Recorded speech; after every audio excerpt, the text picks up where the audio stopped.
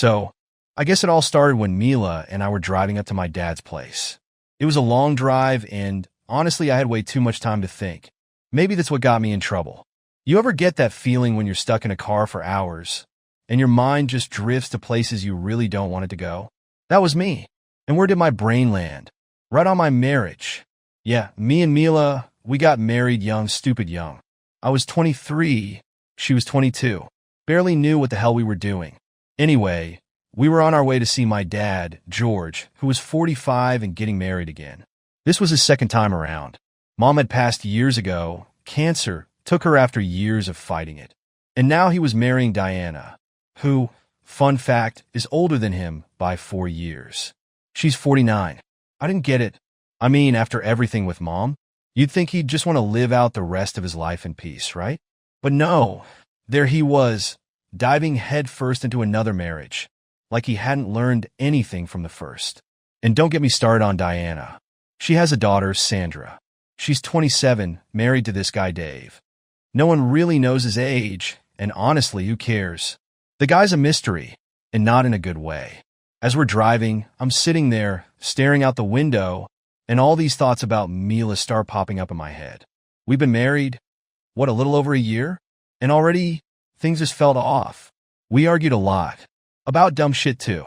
Like, I'd leave a dish in the sink, and she'd blow up, or she'd nitpick something I said, and next thing I knew, we were in this stupid shouting match. I'm not gonna lie, part of me thought we rushed into it. But then again, maybe that's what people do when they're young and think they've got the whole world figured out. I turned to her at one point, right there in the car, and I said, "Do you think we got married too fast?" She just gave me that look. You know, the one where they don't want to answer because they know they'll either piss you off or open a can of worms. Yeah, that one. But instead of dodging it, she goes, "Justin, we're fine. Marriage isn't easy, but we're in it together, right?" Sure, okay, I thought, but it didn't feel fine. Maybe it was me overthinking, or maybe it was her acting all distant lately that had me questioning everything. I mean, she wasn't the same Mila I'd fallen in love with. We finally pulled up to my dad's place. Nice house.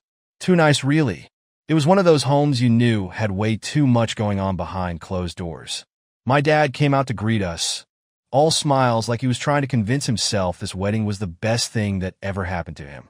Diana wasn't far behind, putting on the same fake smile. But the real kicker? Sandra. She barely said 2 words to me or Mila. She was distant, cold, like she couldn't give 2 shits about this new family dynamic. And to be honest, I couldn't blame her. I felt the same way. Who the hell are we kidding, trying to act like this is some happy Brady Bunch setup? Dinner that night was awkward. Like, painfully awkward. It was all small talk, and no one really addressed the elephant in the room. My dad marrying some woman we barely knew, and everyone pretending it was all rainbows and butterflies. Sandra sat there, quiet as a mouse, while Dave, her husband, kept checking his phone like he had somewhere better to be. Mila, on the other hand, tried to act normal, but I could see through her. She was putting on a show, trying to seem like the supportive wife. But the truth? We were falling apart, and I was too scared to admit it. That night, after dinner, we went back to our room. Yeah, we were staying over, which looking back was probably the dumbest idea ever. I couldn't sleep. My mind kept replaying the past few months over and over again. The fights, the cold shoulders, the way Mila would be glued to her phone at random times. I didn't want to be that guy, but part of me wondered if there was something going on that I didn't know about. But I shook it off. Paranoia, right? I was probably just projecting my own doubts about us onto her. But man, I couldn't shake that gut feeling that something was off. At one point, I leaned over and asked her again, "Are we really okay?" She didn't answer right away, just stared at the ceiling for what felt like forever. Then, she turned over, facing away from me, and said, "We're fine, Justin. Go to sleep." Yeah, right. Fine. The next morning, things felt just as weird as they did the night before. I don't know if it was the awkwardness between us all, or maybe I was just too stuck in my head. Either way, I needed to clear my mind, so I figured I'd go outside and get some air. That's when I ran into Sandra. She was already out on the porch, sitting there with her coffee, looking just as disconnected as I felt. We started talking, and it didn't take long for the conversation to turn to our parents' whirlwind marriage. It felt like they had barely known each other before deciding to tie the knot, and neither of us was really okay with it. It's too fast, I said, shaking my head. I mean, I'm happy Dad's happy, but it feels rushed, like they didn't think it through. Sandra nodded. Exactly. My mom never even talked about dating after my dad died, and then suddenly, boom, she's married again. She paused, staring into her cup. It just doesn't feel right. I agreed, and as we sat there, I found myself opening up to her. Maybe it was because I knew she was going through the same kind of confusion I was. Or maybe I just needed someone to talk to, someone who wasn't Mila. I told her about the doubts I'd been having about my marriage, how Mila and I had gotten married too young, too fast, and how things between us weren't what they used to be. I get that, Sandra said quietly. Dave and I don't know what's happening anymore. He's been acting so strange lately, distant. I don't even feel like I know him anymore. There was something in her voice that caught my attention. It wasn't just sadness, it was suspicion. I didn't push her for details, but she must have sensed that I was on the same page because she started telling me more about Dave. She mentioned how he'd been staying late at work, coming home smelling like perfume that wasn't hers, and how he'd gotten secretive about his phone. Classic signs, right? She didn't need to say it outright. I could tell she suspected he was cheating, and as much as I hated to admit it, I started to wonder if maybe I should be paying more attention to Mila's behavior too. The day dragged on, and I couldn't shake that conversation from my head. It was like Sandra had unlocked something inside me, a little voice that had been whispering doubts about Mila for a while now, but I'd been too afraid to listen. And then it happened. I was outside, walking around the backyard, trying to clear my head. I wasn't really paying attention to where I was going, just lost in my thoughts. That's when I saw them, Mila and Dave, together. At first, I didn't know what I was looking at. My brain couldn't process it. But there they were, standing way too close for comfort. And before I could even react, they kissed. And not just some casual peck on the cheek. No, this was something else. Something intimate. Something I'd never seen from Mila before. My heart sank. It was like someone had punched me in the gut, and I couldn't breathe. I wanted to look away, but I couldn't. My feet felt glued to the ground, and I just stood there watching like an idiot. I don't know how long I stood there. It felt like forever, but it was probably only a few seconds. I felt this intense mix of emotions. Confusion, anger, betrayal. I wanted to storm over and confront them, demand answers, but something stopped me. Maybe it was shock, or maybe I just wasn't ready to face the truth. Either way, I stayed hidden, watching them for just a little longer before I quietly slipped away. My mind was racing. How the hell was this happening? What was Mila doing with Dave? I kept trying to make sense of it, but nothing was adding up. The woman I married, the one I thought I knew, was out there making out with some guy who was married to Sandra, no less. It was like my entire world was crumbling in front of me, and I had no idea what to do next. I made my way back to the house, feeling like I was on autopilot. My hands were shaking, and I was doing everything I could to keep it together. The last thing I wanted was for anyone to notice that something was wrong. I wasn't ready for that conversation, not yet. So I plastered on a fake smile and went back inside, trying to act like everything was normal when inside I was losing my shit. I knew I had to talk to someone, but who? I couldn't go to my dad. He was too wrapped up in his own shit with Diana. Mila was obviously out of the question, and there was no way in hell I was talking to Dave. That left Sandra. She was the only one who might understand, the only one who could help me make sense of what I'd just seen. Later that day, I found Sandra alone again, this time sitting on the steps of the front porch, staring off into the distance. I sat down next to her, my heart pounding in my chest. I wasn't sure how to start, but I couldn't hold it in any longer. I saw something today, I said quietly, keeping my voice low. Something I wish I hadn't seen. Sandra turned to look at me, her eyes filled with curiosity and concern. What do you mean? I took a deep breath, steadying myself. I saw Mila and Dave together. They were kissing. Her face went pale. For a moment, she didn't say anything, just stared at me in disbelief. Then finally she spoke. I knew it. I fucking knew it, she said, her voice barely above a whisper. I had a feeling something was going on, but I didn't want to believe it. I nodded, feeling the same way. Neither of us wanted this to be real, but there it was, staring us in the face. We sat there in silence for a while, both of us processing what we'd just uncovered. Our worlds were falling apart. and neither of us knew what to do next. But one thing was clear. This wasn't over. Not by a long shot. Dinner that evening was supposed to be normal, or at least as normal as things could get when you've just watched your wife making out with another man. I knew I had to talk to Sandra about it. I couldn't keep this inside any longer, and she was the only one who would understand. She had to know. But there was this weight in my chest, like if I said it out loud, it would make everything real. There'd be no going back after that. Everyone was busy preparing for dinner, so I took the opportunity. I found Sandra in the kitchen, moving dishes around, but her mind seemed elsewhere. I walked in, stood there for a second, and then without wasting any time, I just said it. I saw them. I blurted out. Sandra froze, her hands gripping the edge of the counter. She didn't even turn around at first. I could feel the tension in the air, thick enough to cut with a knife. Then, slowly, she turned to face me, her eyes wide for a moment before that look of bitter understanding washed over her. "What do you mean?" she asked, but I knew she already knew the answer. "Mila and Dave. I saw them in the backyard. Together. They were kissing," I said, my voice barely more than a whisper, like saying it any louder would make it worse somehow. For a moment, Sandra didn't say anything. She just stood there, absorbing the blow. And then, after what felt like an eternity, she let out this quiet, bitter laugh. It wasn't a laugh of humor, but more like someone who had finally had their suspicions confirmed, and it hurt like hell. "I knew it," she said, her voice sharp and low. "I fucking knew it." I stayed quiet, unsure of what to say next. What could I say?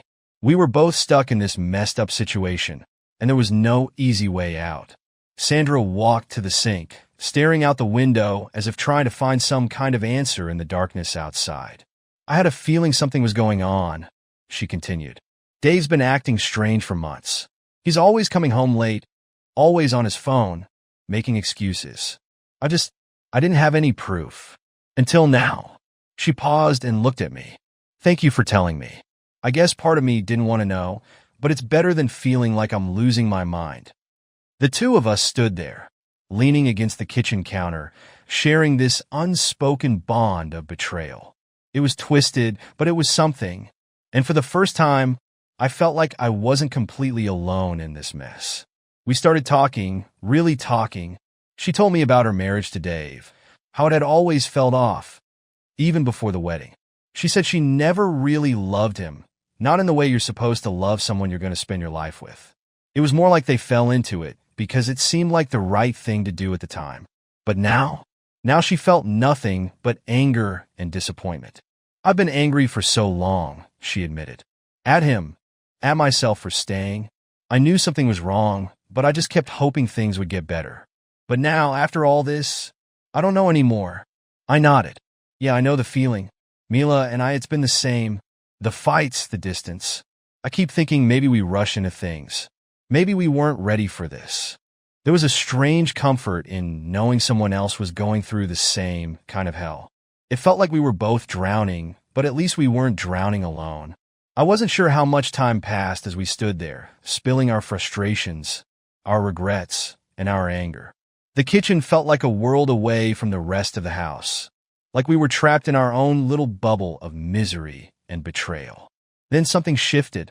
It was subtle at first, like an electric charge in the air between us. Sandra turned toward me, her eyes hard but searching. And then, out of nowhere, she said it. "If they can do it, why can't we?" The words hung there, thick and heavy. At first, I didn't know what she meant. Or maybe I did, but my brain refused to accept it. Then she took a step closer to me, her voice soft but sharp. "Justin, why should they get to hurt us and we just sit here and take it? If Mila and Dave can betray us like this, why shouldn't we get something out of it too?" I was floored. My heart was pounding in my chest, and I didn't know how to respond. This wasn't what I expected at all. But as crazy as it sounded, I understood where she was coming from. The temptation was there, gnawing at me. I felt this pull, this desperate need to escape the pain, to feel something other than betrayal and anger. "We're both hurting," she continued, her voice almost pleading. "And this could be our way out, or at least our way of getting back at them. If they can cheat, why can't we?" I should have said no. I should have walked away. But I didn't. Maybe it was the anger. Maybe it was the shock. Or maybe, deep down, I wanted to hurt Mila the way she had hurt me. Whatever it was, I found myself giving in to that pull. Before I knew it, we were kissing. Hard. It wasn't like with Mila. This kiss was desperate. Raw. Full of the pain we were both trying to bury. Our hands were all over each other. And before long, things escalated. We started tearing at each other's clothes, driven by this twisted need for revenge and escape. In that moment, it wasn't about love or even attraction. It was about release. As things heated up, I realized what was happening. Sandra and I weren't just trying to get back at our spouses. We were trying to find some kind of control over a situation that had ripped our lives apart. This was our way of taking something back, of feeling like we had a choice in all of this, even if it was the wrong one. We moved into the guest room, barely managing to close the door behind us. We were both caught up in the moment, driven by emotions we couldn't control. But just as things were about to go further, the door burst open. Standing there, eyes wide with shock and fury, was Mila. The door slammed open so hard, I thought it might come off the hinges. And there she was, Mila. The look on her face was a mix of shock, fury, and something else. Betrayal, maybe. Her eyes darted from me to Sandra and back again, like she couldn't believe what she was seeing. "Are you fucking kidding me, Justin?" she screamed, her voice shaking with rage. She stormed into the room, fists clenched at her sides. "You're cheating on me? With her?" I barely had time to react before she was right in front of me, eyes wild. For a second, I didn't even know how to respond. The absurdity of the situation hit me like a punch to the gut. Here she was accusing me of cheating when just hours ago, I'd seen her all over Dave in the backyard. "You're calling me a cheater?" I snapped back, my own anger bubbling to the surface. "I saw you, Mila. I saw you with Dave. You want to talk about cheating? Let's fucking talk about it." Her face went pale for a second, and she blinked, clearly not expecting me to throw that in her face. But then she recovered, straightening her posture and narrowing her eyes. "I wasn't cheating. Bullshit." I cut her off, stepping closer. "You think I didn't see you two in the backyard? Don't stand there and try to make me the bad guy, Mila. I saw it. I fucking saw everything." For a second, I thought maybe she'd deny it, try to gaslight me into thinking I hadn't seen what I knew I'd seen. But instead, she just crossed her arms, looking more pissed than remorseful. "You don't get it," she spat, her voice shaking with frustration. "You're always so wrapped up in your own world. You don't pay attention to me. I've been lonely, Justin, for months. I try to talk to you, but you're too busy, too distracted. What was I supposed to do? Just sit there and feel unloved while you ignore me?" I couldn't believe what I was hearing. She was trying to flip this on me, to make it sound like it was my fault that she was screwing around with someone else. I felt my blood boiling. "You're kidding, right?" I said, my voice rising. "You think being lonely justifies kissing another man? How about instead of sneaking around with Dave, you could have actually talked to me like a fucking adult?" "I tried to talk to you," she shot back, her face flushed with anger. "But you didn't listen. You never listened. You were so caught up in your own shit. You didn't even notice how unhappy I was." "Unhappy?" I yelled. "Maybe if you weren't sneaking around behind my back, things could have been different. But no, you had to fuck everything up. You had to betray me." The tension between us was suffocating, and for a moment, it felt like we were the only two people in the world. I was shaking with rage, and I could see Mila wasn't backing down either. But before I could say anything else, Sandra, who'd been quietly watching the argument unfold, suddenly jumped in. "Oh, don't even try to justify it, Mila," Sandra hissed, stepping forward. "You think your excuses make what you did okay? Guess what? Dave's been lying to me too. And you think you're the only one who's been feeling lonely."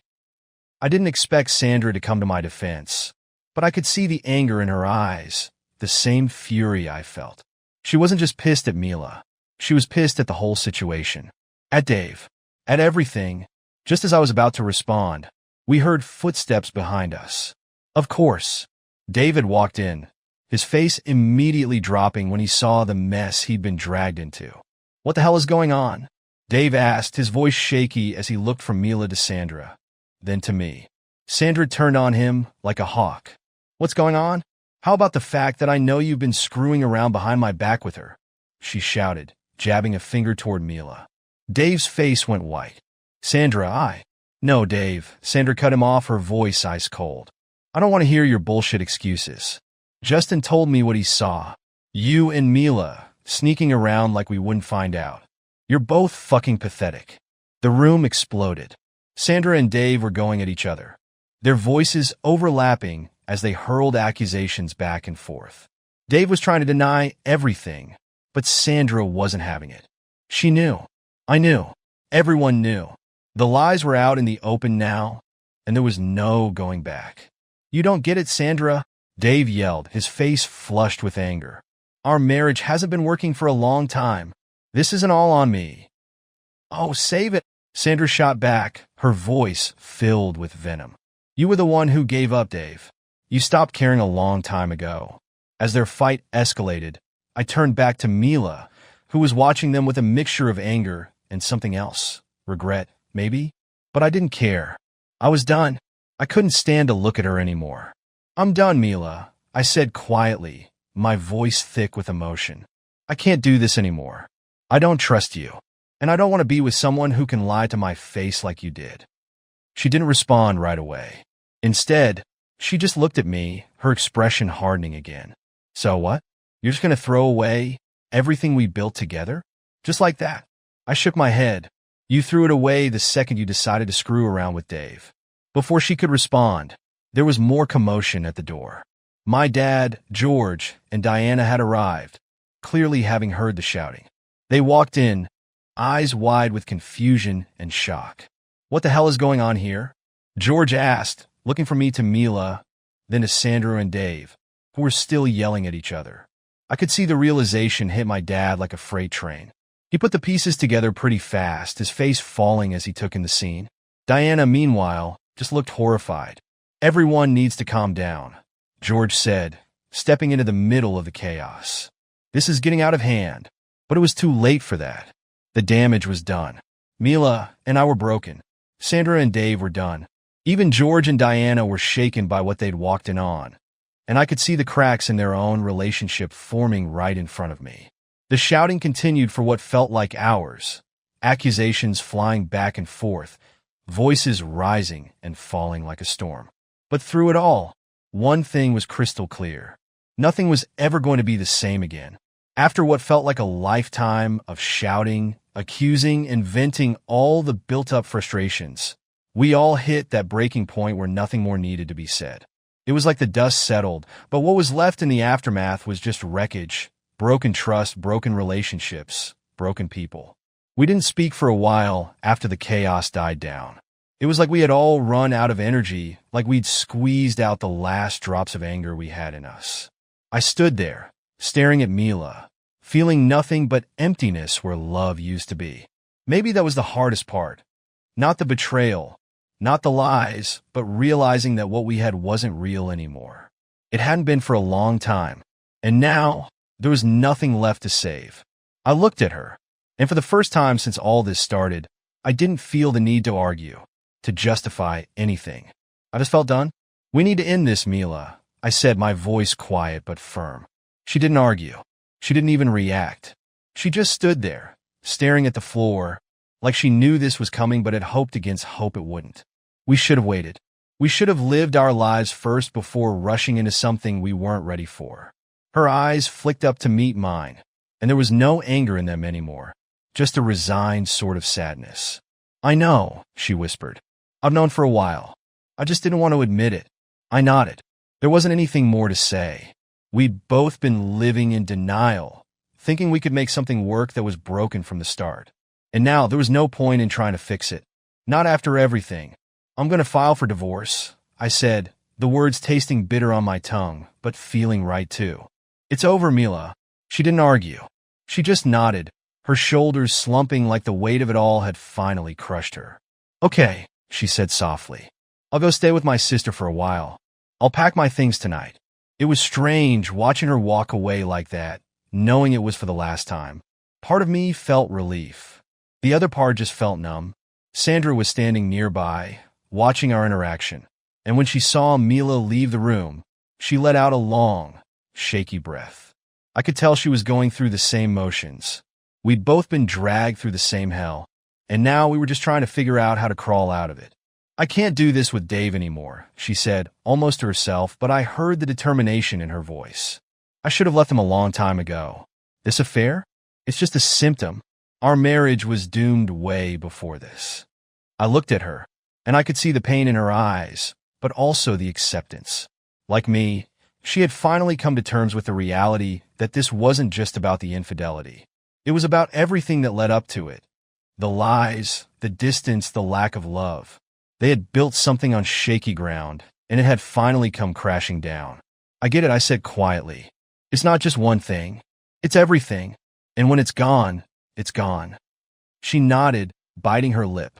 Yeah, I think I've known for a long time that we were never really happy. I stayed because it was easier than facing the truth.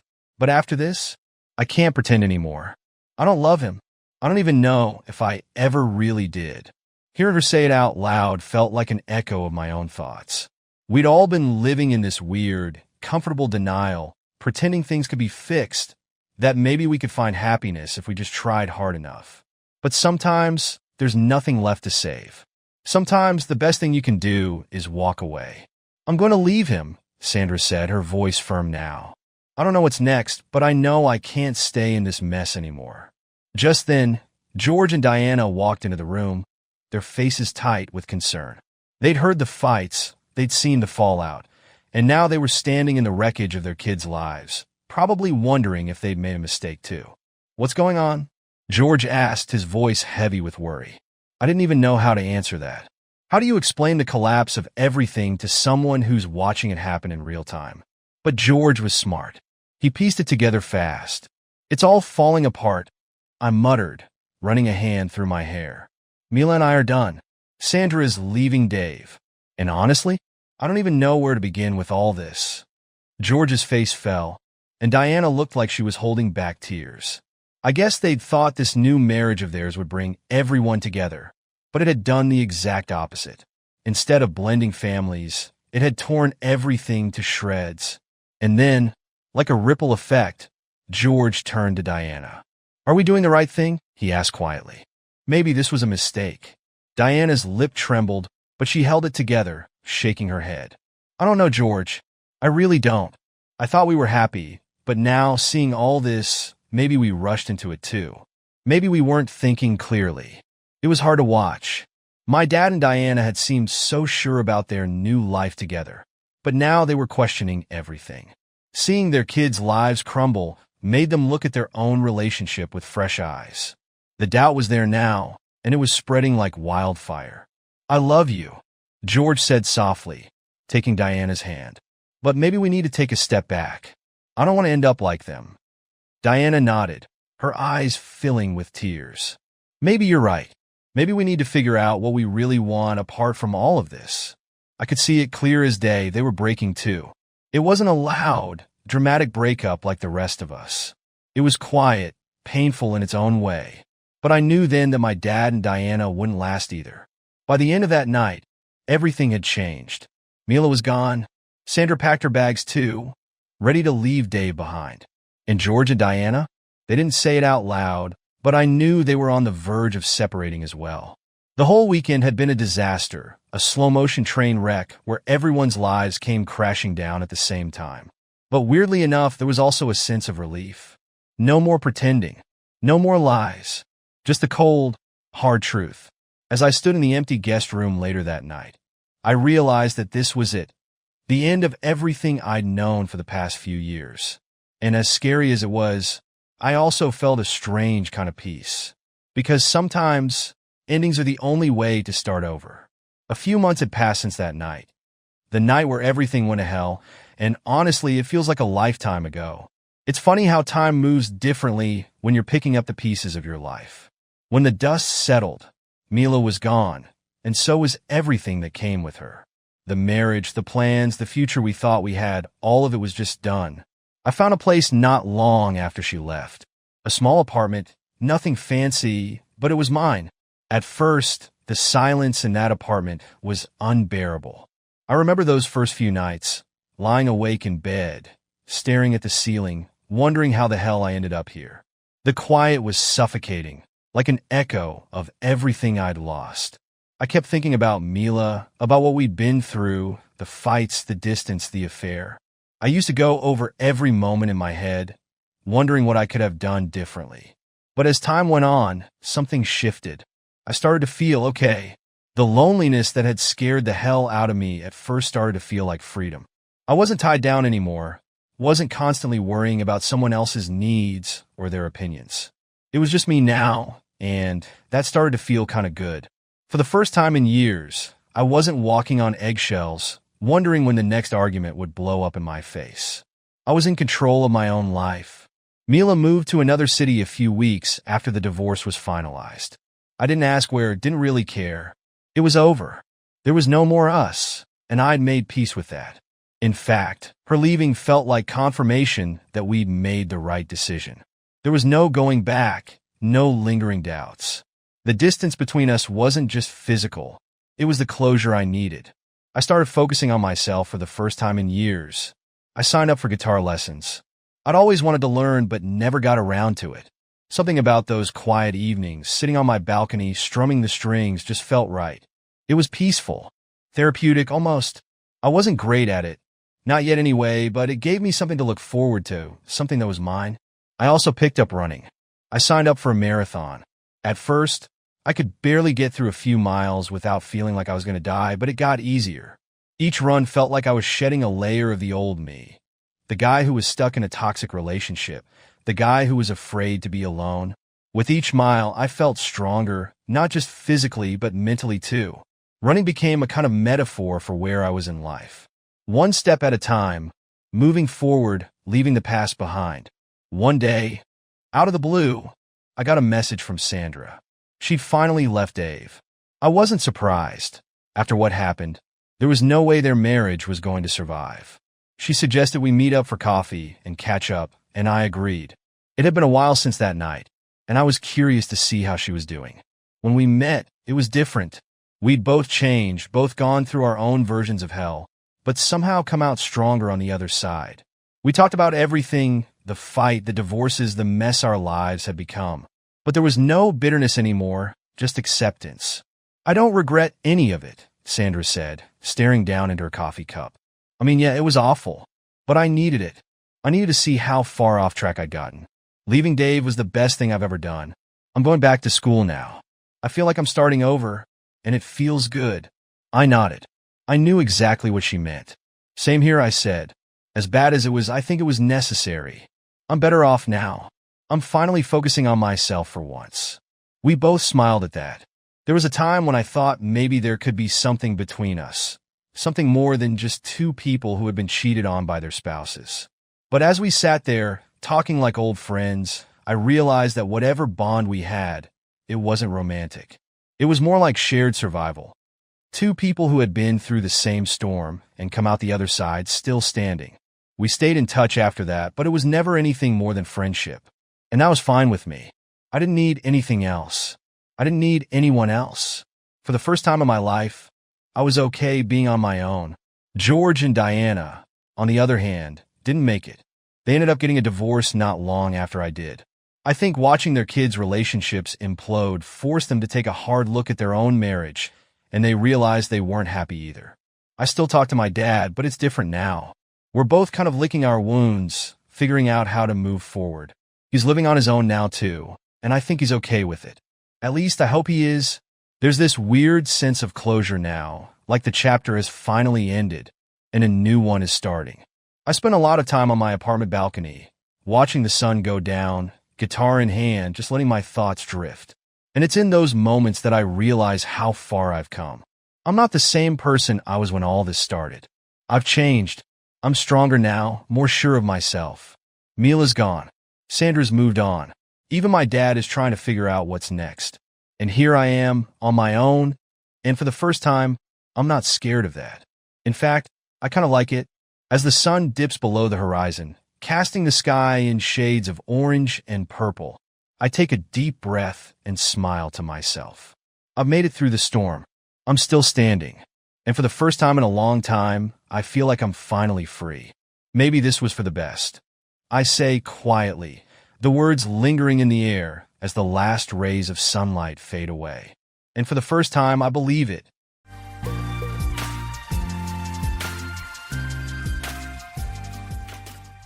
I had known Kelly for a long time. We first met as kids, growing up in the same small town where our families were closely connected through the local farming industry. Her dad owned the grain elevator, and mine ran the largest farm in the area. It seemed inevitable that Kelly and I would end up together, and over time we built a relationship that eventually led to marriage. Despite the occasional ups and downs, I always believed we had something solid. At first, our life together was like any other married couple's, full of happy moments and the usual challenges. But over time, I started noticing a change. Kelly became distant, and I felt the closeness we once shared was slipping away. I had no idea that this distance was just a symptom of something much bigger that I was about to discover. I'm not usually one to visit adult websites, but one hot July evening a few months ago, curiosity got the better of me. I not only browsed the content, but I also ended up paying $100 for a premium membership. What I saw that night was a live stream featuring a gorgeous woman in a steamy scene with a muscular, attractive guy. I'd seen better before, but something about this video stood out. Why? Because the woman, going by the name Jenna, was actually my wife, Kelly. The site, Nature's Pleasure Spa, was aptly named because she was definitely having hot Zexand, enjoying every bit of it. As Kelly rolled over on the bed looking completely satisfied, the guy grinned and said, "Well, darling, that was pretty damn good. Bet your old man never makes you climax like that, huh?" "Hot housewife Jenna?" My Kelly smiled back and said without missing a beat, "Well, Mario, that was good, no doubt. But for the record, no one lights me up like my husband.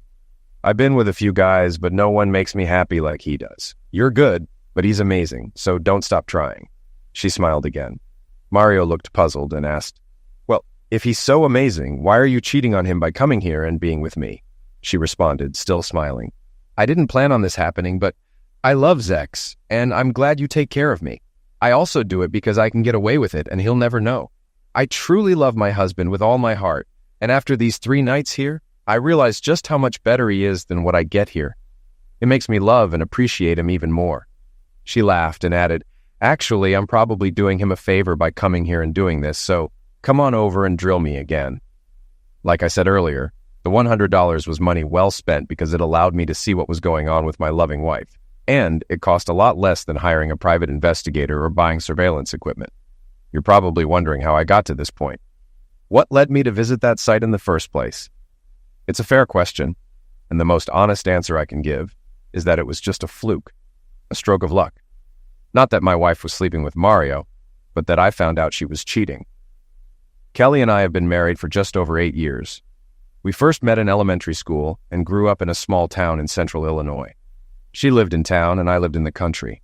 Her dad owned the largest grain elevator, and my dad owned the biggest farm. Since our parents did business together, it was natural for us to meet and become friends. I won't bore you with childhood crushes, high school romance, or even college. We both dated other people and yes, slept with others. We weren't exclusive. But deep down, I think we always knew we belonged together. Oh, and yes, I was the one who took her pureness, though there were others for both of us along the way. During our junior year at the University of Illinois, we decided to be exclusive. A bit later, I proposed, and about a year and a half later, just a week after graduation, we were married. Life seemed good, at least I thought it was, until that night in July. But anyway, back to the story. 3 years ago, Kelly's parents retired and moved to Phoenix, Arizona. Kelly, along with her sister Amber and brothers Tom and Carl Gentry, bought a 48% stake in the family grain business from their father, Tom Sr. He wanted to keep controlling interest for a few years to back their growth financially. Over time, he planned to reduce his stake until they owned the business outright. Amber is married to my friend Walter Swanson, who also happens to be a grain farmer. His farm is just a bit smaller than mine, and since we live nearby, we spend a lot of time together. Tom and Carl manage the grain business together, while Kelly handles the finances and bookkeeping. Amber also works there, managing customer relations and grain sales. It's a true family-run operation, with a few additional employees, mostly truck drivers and grain handlers. During the busy harvest season, they hire some part-time help as well. That's enough background. Now let me get back to the story of how I discovered my wife cheating online and what unfolded afterward. All four of the Gentry siblings put a lot of effort into finalizing the deal to buy out their father's share of the grain business. I wasn't too involved in it, but I knew they had to work hard to make it happen. There were meetings with banks, the Illinois Department of Agriculture, and insurance companies. By the time it was all settled, they were exhausted. Luckily, this all took place during winter, their slowest time of year. As for me, it was after harvest, so I didn't need Kelly's help on the farm as much as I would during the busy season. While she doesn't work on the farm directly, with 2,200 acres of corn and soybeans, planting and harvest times are hectic, and I rely on Kelly to run errands and assist where needed. You get the idea. Since things were slow, Kelly and Amber decided to treat themselves to a few days at a spa to unwind. They booked a 3-night stay at a place called Princess Spas. I know I previously mentioned Nature's Pleasures Spa, but that's the name of the website. Princess Spas is the actual spa. The ladies came back so relaxed and refreshed that they made it a yearly tradition, booking another stay the following July, after planting season was over. It was during that weekend spa visit that I stumbled upon the video. But how did I find it in the first place? Dan Marvel, the field agent for the Illinois Department of Agriculture in our area, stopped by one day during his routine rounds. Kelly and I knew Dan from college. When he asked about her, I mentioned she was on a getaway at Princess Spas. He gave me a strange look and mentioned that something odd was going on there that I might want to check out. He said his cousin used to work there as a masseuse and had shared some wild stories. He also said they had a website with a different name, something with pleasures in it. He didn't give me many details, just advised me to look into it. Well, I'm someone who likes to poke around the internet. I browse different sites, sometimes even stumbling on some spicy content, but usually it's just for fun. That night, curiosity got the better of me, and I did some searching. It didn't take long before I found Nature's Pleasures Spa and its live stream, and that's when everything unraveled. But you already know what happened next. I was devastated. I cried, yelled, got angry, then fell into a deep depression. All the emotions you'd expect when discovering your spouse is cheating. And it wasn't just this one time. I soon realized this wasn't Kelly's first affair. Nature's Pleasures Spa had an archive section, and I found videos from Kelly's previous visits, as well as the ones from the current trip. With the premium membership, I could download each video for an extra $20. I downloaded 2 videos from her first visit, 3 from her second, and 3 from this current trip. 8 videos in total. So, for $260, I had all the evidence I needed to divorce my wife. I didn't have a clear plan yet, but I knew I had to act quickly. I wasn't going to wait a month or even a week to confront her. As far as I was concerned, the sooner we split up, the better. Kelly had slept with at least 2 men, Mario and Steve, 8 times, and I had video proof. I didn't care if there were more, it was already too much. I made several copies of the videos onto DVDs and stored them in a very safe place. When my father built our house, he had a wall safe installed, hidden behind a panel in the office bookcase. Once the copies were secure, I deleted everything related to Nature's Pleasures Spa from my computer, including the original files. Other than the DVDs, there was no longer any digital trail. With that taken care of, I grabbed my phone and sent Kelly a message. Kelly, it's Jack. I know exactly what you're doing at Princess Spa, and I have evidence to prove it. Don't bother coming back to the house. This is no longer your home, and soon I won't be your husband. We're done. My lawyer will be in touch in the next few days to arrange for you to collect your belongings.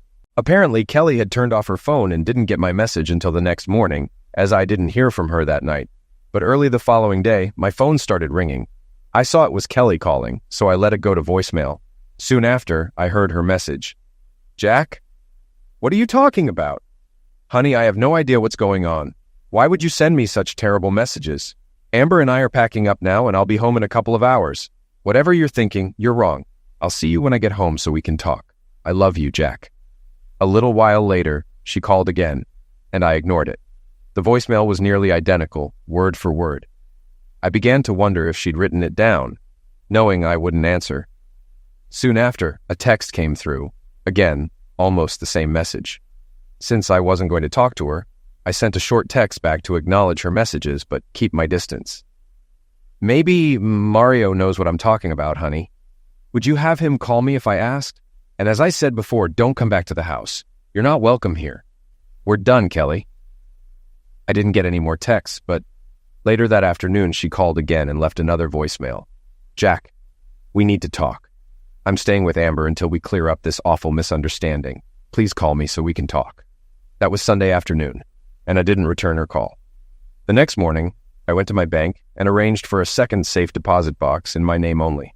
I placed one copy of the DVDs in the box, along with the original prenuptial agreement. I had a meeting scheduled with my lawyer at 11 a.m., so I made another copy of the prenup just in case there was any issue. When I arrived at my lawyer's office, I saw Kelly sitting there. She looked up at me, and I could see she was in rough shape. Her hair was a mess, and she had dark circles under her eyes like she hadn't slept. Kelly said, "Jack, we need to talk about this." I asked, "How did you know I'd be here?" She replied, "Richard called me when you made the appointment." At that moment, Richard Warner, my attorney, came out and asked us both to come into his office. My anger was boiling over, so I said, "No, Richard, we're not going in together. You've lost my trust by calling Kelly. I need to know right now, are you representing me and only me?" Lawyers are supposed to be smart, but Richard missed the memo because he said, "No, Jack, if this proceeds, I'll be representing Kelly." Turns out he thought the grain business was a better client than my farm. Maybe it was, since he had the Gentry family as clients too. I had my opinion about that, and I figured he'd realize his mistake eventually. Fine, Richard. I want all my original documents and copies of contracts ready by 4 p.m. today. I'll either pick them up or send a courier. I've appreciated your work in the past, but you're making a big mistake. My new attorney will contact you soon. Kelly stayed silent, but then pleaded, "Jack, why won't you talk to me and straighten this out? Because, Kelly, it's clear Richard values you more as a client, and I'm not having this conversation without legal representation." Richard chimed in, "Jack, you know I've always been fair with you. You have nothing to worry about." "Oh, Richard, I have plenty to worry about. You can't serve two masters, and it's clear where your loyalty lies, and you've already shown I can't trust you by calling Kelly." With that, I said goodbye and left. I could hear Kelly starting to cry as I walked out the door. Now I had to find a new attorney. I knew David Warner, Richard's brother, was a skilled attorney and competitive with Richard. He seemed like a good option, but I wanted to do some research first. Attorneys, accountants, bankers, and insurance agents are people you need to trust completely, and I wanted to be sure. I knew a few people who had worked with David, so I called his office to ask for references. The secretary sent me a list, and 4 friends of mine were on it.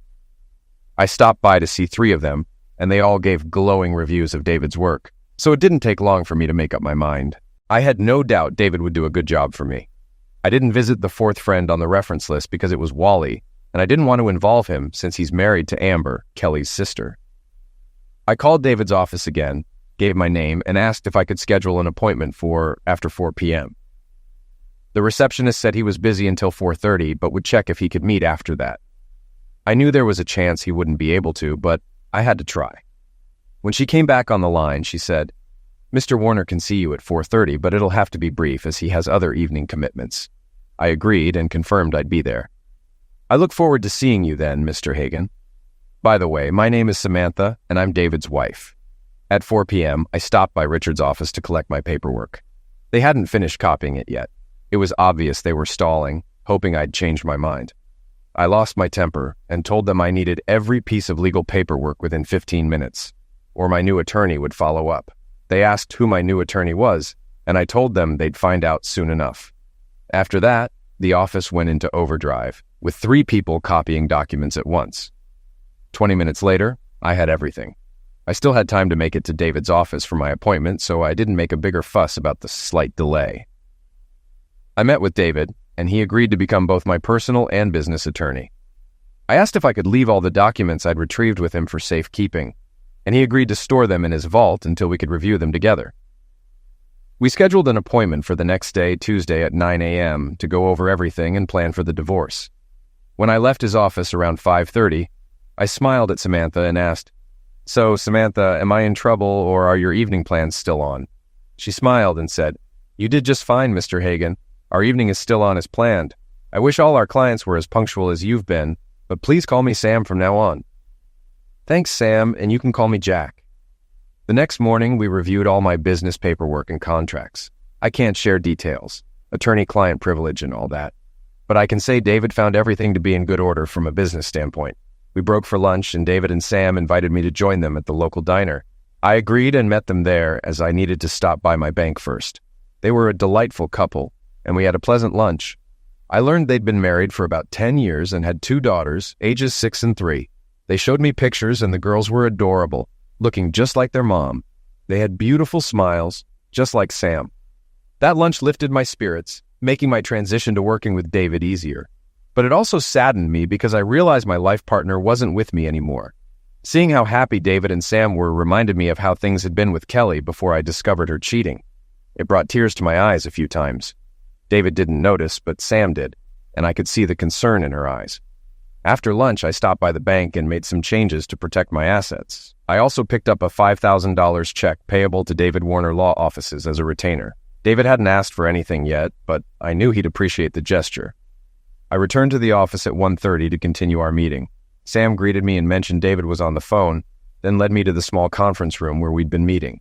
She asked if I wanted coffee or anything else, and I said I was fine. She sat down next to me and reached out her hand.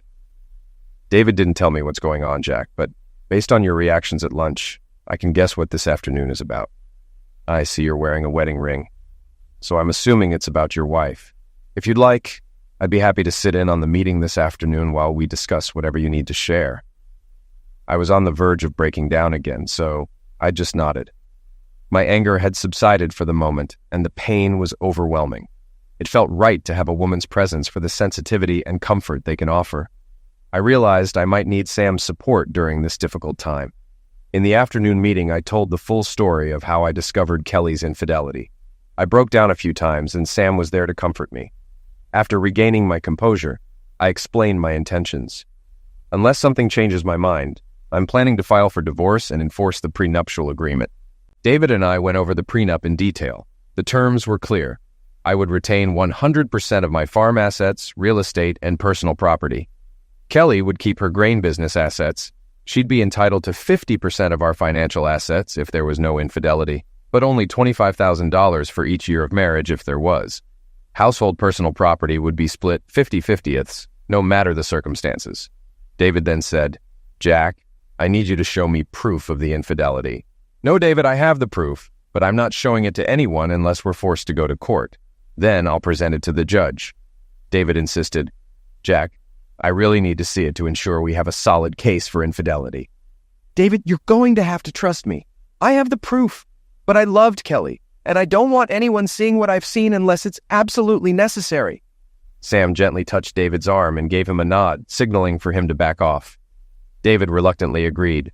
Over the next few days, Kelly called me several times, leaving messages, but I never answered. I deleted her voicemails without even listening to them. Then, David called to tell me we had a meeting scheduled with Kelly and her lawyer, Richard, for Thursday at 10:30 a.m. When Thursday came, David and I drove to Richard's office. As we arrived, I noticed Kelly's car in the parking lot, so we headed straight inside. Richard's receptionist showed us to a small conference room, and after just a couple of minutes, Richard and Kelly walked in. Kelly looked much better than the last time I had seen her. It was clear she'd made an effort for this meeting. She was undeniably beautiful. I fought hard to keep my emotions hidden, not wanting her to see how much my heart ached. She smiled and said, "Jack, I hope we can finally talk and resolve this misunderstanding. I miss you, and I want to come home." I stayed silent, knowing my voice would betray me if I spoke. I needed to get a grip on my emotions, and it wasn't going to be easy. David started, "We're here to discuss the divorce proceedings for the dissolution of Jack and Kelly's marriage. I believe it's important to give both parties time to express their thoughts on how to move forward." Richard nodded in agreement and added, "My client believes this is a misunderstanding and would like the chance to clear the air with her husband." That was it. My anger flared up, helping me regain control of my emotions. I looked at Kelly and said, "Kelly, here are the facts. When we got married, we signed a prenuptial agreement, and we updated it 2 years ago when you bought into your father's business. I've brought copies of the updated agreement for everyone." Kelly looked surprised and said softly, "But Jack, I don't want a divorce. I want to be your wife. Can't we move past this and be happy again?" I barely acknowledged her words and continued. "The prenup was meant to protect our individual interests while still allowing us to benefit from marriage. Initially, it was to protect the assets that have been in my family for generations. When you bought into your father's business, we updated it to protect your family's assets as well in case of divorce. The agreement clearly states that I retain 100% of my family's assets, and you retain 100% of yours. Debts related to those assets remain with the businesses, and neither party is responsible for the other's debts. Our shared marital assets are separate, and the agreement outlines the specific division of those assets depending on the circumstances of the divorce. I continued, as stated in this document, you are entitled to your personal belongings, your clothing, jewelry, car, and anything else that I have no interest in. The same applies to me. All non-farm personal property, furniture, electronics, and artwork will be split 50-50ths. Farm-related property, grain bins, machinery, equipment, stays 100% mine since it's part of the farm operation. Financially, in the event of divorce, you are entitled to 50% of our financial assets if there has been no infidelity. There are 2 exceptions to this. If you divorce me for infidelity, I receive only $25,000 per year, or $200,000 total, not 50%. If I divorce you for infidelity, you receive $25,000 per year, or $200,000 total, not 50%. I paused before saying, Kelly, I'm going to ask you some questions. How you answer will determine whether I move forward with the divorce and on what grounds. That will also determine any financial distribution. If our marriage has any chance of surviving, you need to be completely honest. If you refuse to answer or lie, it's over. Do you understand? Are you willing to do this to try and save our marriage? Kelly, looking stunned by the details of the prenup, snapped out of it and said, Yes, Jack. I'll answer your questions honestly. I love you, and I want our marriage to survive. I'll do whatever it takes for you to let me come home. Kelly, I'd like to record these questions. Are you okay with that? She hesitated and looked at Richard, who had stayed quiet up until now. Richard, in typical lawyer fashion, said, Kelly, I'd advise against it, but it's up to you. David added, Kelly, I agree with Richard. I'd advise against recording, but it's Jack you need to convince, not Richard or me. So do what you think is right. Kelly replied, I'll do anything to clear up this misunderstanding. Yes, go ahead and record it. I'm fine with recording whatever Jack and I discuss. David and I had brought a tape recorder, so we set it on the table to ensure everyone's voices were clearly captured. Kelly then asked, Jack, what are your questions? I began, Kelly, I want to ask if you've been faithful to me, but I'm going to break it into 3 time periods. The first is from the day we agreed to be exclusive until the day we got engaged. Were you faithful to me during that time? Kelly smiled and answered confidently, Yes, Jack, I was faithful to you during that period. I stared at her and said, Well, that's your first lie. You couldn't even answer the very first question honestly. I should walk out right now, but I won't. Yet. Are you really telling me you didn't sleep with Larry Evandale just 2 days after we agreed to be exclusive? Is that what you're saying? Larry wasn't the type to keep things to himself. He bragged to me that you invited him over on a Tuesday night when your parents weren't home, and he had sex with you in your bed. Oh, and Kelly, he also told me you didn't use a rubber. He even smirked and said, Bareback's way more fun when you're with a promiscuous. His parting shot as he walked away was, Jack, she loved it. And I'm sure I'll get a repeat performance, probably even after you marry the promiscuous. You might say he made it all up, but Amber overheard him. She came over to me and said, Jack, Kelly loves you. She won't cheat on you again. That was just a one-time thing, a goodbye to him. Don't do anything rash. Oh, and by the way, he lied. He used rubbers. I saw the wrappers in the trash the next morning. So, Kelly, you've already lied to me. I'll let this one slide, but there won't be any more passes. Tell the truth, or face the consequences. Kelly looked devastated. I'm sorry, Jack. I was wrong. I continued. After that, I didn't trust you. I watched you closely for 6 months. In that time, you didn't do anything suspicious, so I asked you to marry me and gave you the ring. I know you were probably hoping I'd ask sooner, but I wasn't ready to trust you, so you had to wait. Now here's question 2. During our engagement, from the time you got the ring until the day we got married, did you cheat on me? She didn't hesitate. No, absolutely not. I replied, I know that's true because I still didn't trust you completely, so I kept an eye on you for that whole year. I was pretty sure you were faithful during that time. Seeing how emotional Kelly was getting, Richard asked for a break to talk with her. She was clearly shaken by the revelation about Larry Evandale. We took a break for lunch, and David and I picked up Sam to go to the local diner. At lunch, Sam asked how things were going, and David said, I think Jack's handling it well. Not much has come out yet, but he's laid the foundation for getting honest answers about the marriage. If she admits everything, he may still want a divorce, but he'll know she's trying to save the marriage. It's a tough call, but I think Jack will make the right decision. Of course, if she lies, he'll have to figure out his next step. Sam gave me a knowing look. Her intuition had clearly picked up on my pain. I gave her a weak smile and said, "This is hard. Why do people do such stupid things and cause so much pain for themselves and the ones they love?"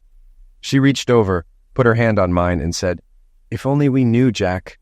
Maybe we could slap some sense into them before they did something so stupid." That made me laugh, and David joined in. Even during a tough time, I found a way to laugh, which says a lot about the resilience of people. We cry at funerals, but can still laugh. I guess people grieve during divorces, but also find humor. I smiled at Sam and said, "Thanks, Sam. I needed that." She nodded, and we headed back to Richard's office around 1 p.m. Once back in the meeting, I reminded Kelly, "You need to answer honestly. If you lie, this meeting ends, and there's no hope for our marriage. Do you understand?" "Yes, I understand," Kelly replied, clearly shaken. "I will tell you the truth." I asked, "From the day we were married until today? Have you ever cheated on me?" Tears filled her eyes, and I could see how hard this was for her. But I couldn't let her off the hook. I needed her to be honest, to prove she cared enough about our marriage to come clean. I wasn't sure if I could stop the divorce, but if she told the whole truth, I'd know she was trying. "Yes, Jack," she said quietly, tears falling. "I did cheat on you." She then dropped her head onto her crossed arms on the table and sobbed. "I'm so sorry, Jack. Can you ever forgive me?" I asked Richard and David to leave the room because I had more questions for Kelly and didn't want to embarrass her in front of them. Both lawyers objected, but I insisted, and Kelly nodded at Richard, signaling that she wanted him to leave too. I already had her confession on tape, which was enough for the divorce proceedings. I didn't want the rest of the conversation recorded, so I turned off the recorder. "Kelly, I need you to answer these questions. When, where, who, and why?" I asked, doing my best to stay calm. Sniffling, she whispered, "Oh, Jack, I'm so sorry. It happened this weekend at Princess Spa. One of the masseurs, Mario, is the one I cheated with." "Why?" I asked. "I don't know exactly, Jack. It was just the passion of the moment. Amber and I were having such a great day, and after dinner we decided to get massages before bed. Mario was my masseuse. I was lying on my stomach, and he started the massage. His hands were soft but strong, and it felt so good. He worked on my arms, shoulders, and back, then moved to my legs and inner thighs, stopping just short of being too close. After that, he started again on my back and shoulders, and I was still tense. I felt him untie my bikini top and pull it down. I have to admit, it felt great, and I didn't stop him." She started crying again. "Jack, if I could go back, I never would have let it happen. We wouldn't be in this situation. You have to believe me." As much as it hurt to hear it, I needed her to tell me everything, not because I was curious, but because I needed to see how honest she'd be. "Go on, Kelly, tell me the rest," I urged. "There's nothing more to tell," she said through her tears. "We had sex." She fell silent, and I waited, hoping she would say more. But she just sat there with her head down, sniffling. Eventually, she looked up at me and asked, "Jack, is there any chance you'll forgive me?" Not wanting this to feel like a court hearing, even though it did, I asked, "Kelly, is this the whole truth? Nothing but the truth?" She gave me a look I hadn't seen before, a mix of uncertainty and fear, as if she was calculating how much I knew. Finally, she said, "Yes, Jack, that's the truth. I'm so sorry." My heart was breaking, but I managed to keep my composure. I got up from the table and called David and Richard back into the room. "This meeting is over," I said coldly. Before leaving, I turned to Kelly and said, "I'm divorcing you on the grounds of infidelity. The terms of the prenuptial agreement will be enforced." She was shocked and cried out, "But why? Jack, I confessed. I'm begging you to forgive me. Please, Jack, I love you. Please forgive me." "You lied to me, Kelly. You didn't care enough about our marriage to tell me everything. If you had been completely honest, maybe I could have considered staying. But you didn't even give us a chance. You thought you could get away with just one confession, but you lied. It's over." I turned to leave, but she screamed, "Wait, Jack! I'll tell you everything. Please don't leave me." I spun around and glared at her, my anger and hurt clear. "You were warned. You had your chance, but you tried to get away with one confession. You lied. It's over." David caught up with me as I was getting into my car. "Jack, are you sure you want to file for divorce on the grounds of infidelity?" he asked. "Yes, I do. She had her chance, and I misjudged her all these years. I wanted her to care enough to tell me everything, but she couldn't even be honest." Go ahead and file. I drove home feeling numb, grabbed a beer from the fridge, and sat at my desk.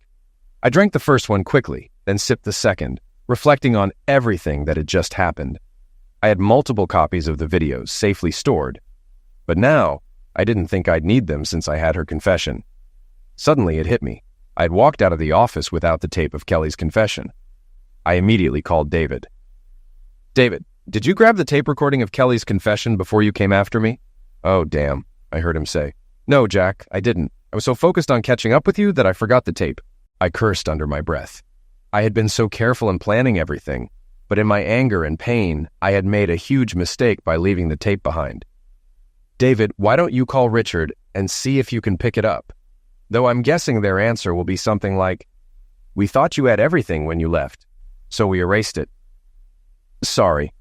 I hung up, still feeling sick about the situation. I had enough evidence to file for infidelity, but I hadn't wanted to use the videos unless it was absolutely necessary. After I hung up with David, I grabbed another beer from the fridge. Damn, how could I be so careless? I wasn't drunk, but I wasn't feeling much pain either. As I sat watching the evening news before bed, I thought I heard a vehicle pull into the yard. Slowly, I got up from my chair and went to the back door. I stepped out onto the porch, and it was dark for a few moments before the lights went out. Suddenly, something shot me on the back of the head, and I saw a bright flash of light. Then, everything went completely dark. Beep, beep, beep. That was the first sound I heard. It didn't take long to realize it was coming from right beside me. I opened my eyes and tried to turn slightly to the right to see what it was. But as soon as I moved, an excruciating pain shot through my chest and straight into my head, causing flashes of blue and silver stars. What the hell? I thought. Then I heard a rustling sound nearby, followed by a surge of something into my body, and I was out again. The next time I woke up to the beeping, I opened my eyes and looked around, being careful not to move. I'd learned my lesson from the first time. A nurse was sitting in a chair beside me. Hi, Jack. I'm Susan, your nurse. Please don't try to move, okay? You're going to be fine, and I'll explain everything to you. But for now, just stay still. Do you understand? I couldn't speak because something was lodged down my throat, but I nodded slightly to show that I understood. Jack, I need to tell the doctor you're awake. We'll be back soon. I nodded again. It finally clicked that I must be in a hospital, though I had no memory of how I got there. I figured someone would fill me in eventually, so I closed my eyes and waited. Mr. Hagen, Jack, I'm Dr. Julius. You've suffered serious injuries from a striking during a robbery at your home. Now that you're awake, I'm confident you'll be okay. We had to restrain you to prevent you from injuring yourself further by moving too much. I'm sure you felt severe pain when you tried to move yesterday, right? A faint smile crossed my face as I nodded. Yes, we should have done more to prevent that. I'm sorry you experienced that pain. He turned to the nurse. Nurse Johnson, I think we can remove the restraints now. But Jack, please don't try to do anything on your own just yet, okay? I nodded again and gestured to the tube in my throat. We'll also remove the ventilator now. Nurse Johnson will handle it. Once they removed the restraints and the ventilator, my throat felt like it was on fire, and I couldn't speak at first. They gave me a small sip of water, and eventually I was able to whisper, though my voice was raspy and painful. Can someone tell me what happened? I croaked. Jack, it's 7 a.m. and you've just regained consciousness and come off the ventilator. Your throat will hurt for a few hours, and we want you to rest. Nurse Johnson will stay with you, and once you're more stable, we'll notify the police that you're able to talk. They'll explain everything that happened. Medically speaking, you've sustained serious injuries, including a concussion, 3 broken ribs, and multiple contusions. One of your ribs punctured a lung, causing it to collapse. But the EMTs got to you in time and were able to revive you. After we repaired your lung, we reinflated it. You're very lucky, Jack. Had you not been found when you were, you likely would have died. To put it bluntly, you were stricken severely. You were unconscious for 5 days. You briefly woke up yesterday, but then passed out again until now. We'll keep a close watch on you for the next few days, but you should be able to go home after that. As promised, I spent the rest of the day resting, with Nurse Johnson by my side. Anytime I moved too quickly, sharp pains shot through my body, so I stayed as still as possible. By the afternoon, I was able to sit up with help and even managed to use the bathroom with assistance. As I spent more time with Susan, we talked, and I learned that she had been 3 years behind me in school. Her maiden name was Susan Fisk, and she had married Chad Johnson. They had a 3-year-old daughter named Emily, but Susan had divorced Chad after finding out he was unfaithful. I told her about Kelly and she was sympathetic. The next morning, 2 detectives, Harold Robbins and Josh Carter, came to see me. Before they started questioning me, I asked them to explain what had happened to me. Detective Robbins started. It appears to have been a robbery that escalated into an attack. We found a 2x4 on your porch with your hair and blood on it. There were no fingerprints, likely because the person wore gloves. There weren't any signs of forced entry, but that's probably because you stepped onto the porch and left the door open. Inside the house, we found several missing pictures from the walls, an empty strongbox in your desk drawer, and ransacked file cabinets. The bedrooms were also searched, with empty drawers and jewelry boxes in the master bedroom. We're not entirely sure what was taken. Detective Carter continued. When you're able to return home, we'll need you to go through everything to see what's missing. The doctor said it could be 3 or 4 days before you're discharged. After that, we'll work with you to update our reports. Robbins took over again. We need to ask you a few questions, Jack. What do you remember about the attack? I sighed. Not much, honestly. I had a couple of beers and was watching the evening news when I heard a vehicle pull into the yard. I got up to check it out and stepped onto the porch. I saw a shadowy figure and then everything went black. I don't remember anything after that until I woke up here yesterday. I wish I could be more helpful. Robbins nodded. That's okay, Jack. We still need to ask a few more questions to help piece this together. Where was your wife during the incident? My wife and I are separated. We're in the process of divorcing, so I have no idea where she was. Mind if I call you Jack? Robbins asked. Of course, that's fine, I replied. Is the divorce amicable, or is there tension between you two? I thought for a moment. You could say it's not going smoothly. She's contesting the grounds I'm filing under. And what grounds are those? Robbins asked. Infidelity. We have a prenuptial agreement, and if the divorce is filed under those terms, her settlement will be much smaller. That's what she's fighting. Robbins exchanged a glance with Carter before asking, Do you think that could give her a motive to hurt you? I don't believe she would do something like that, I answered firmly. I just don't. Robbins didn't argue, but made a note. We'll check into it just to cover all bases.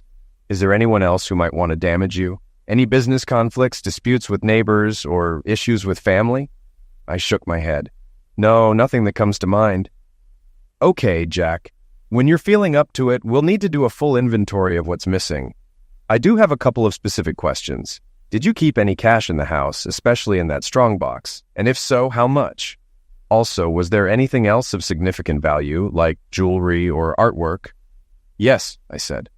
There was some cash in the strongbox, probably around $8,000. I usually keep about $10,000, but I had spent some recently, so it was a little less.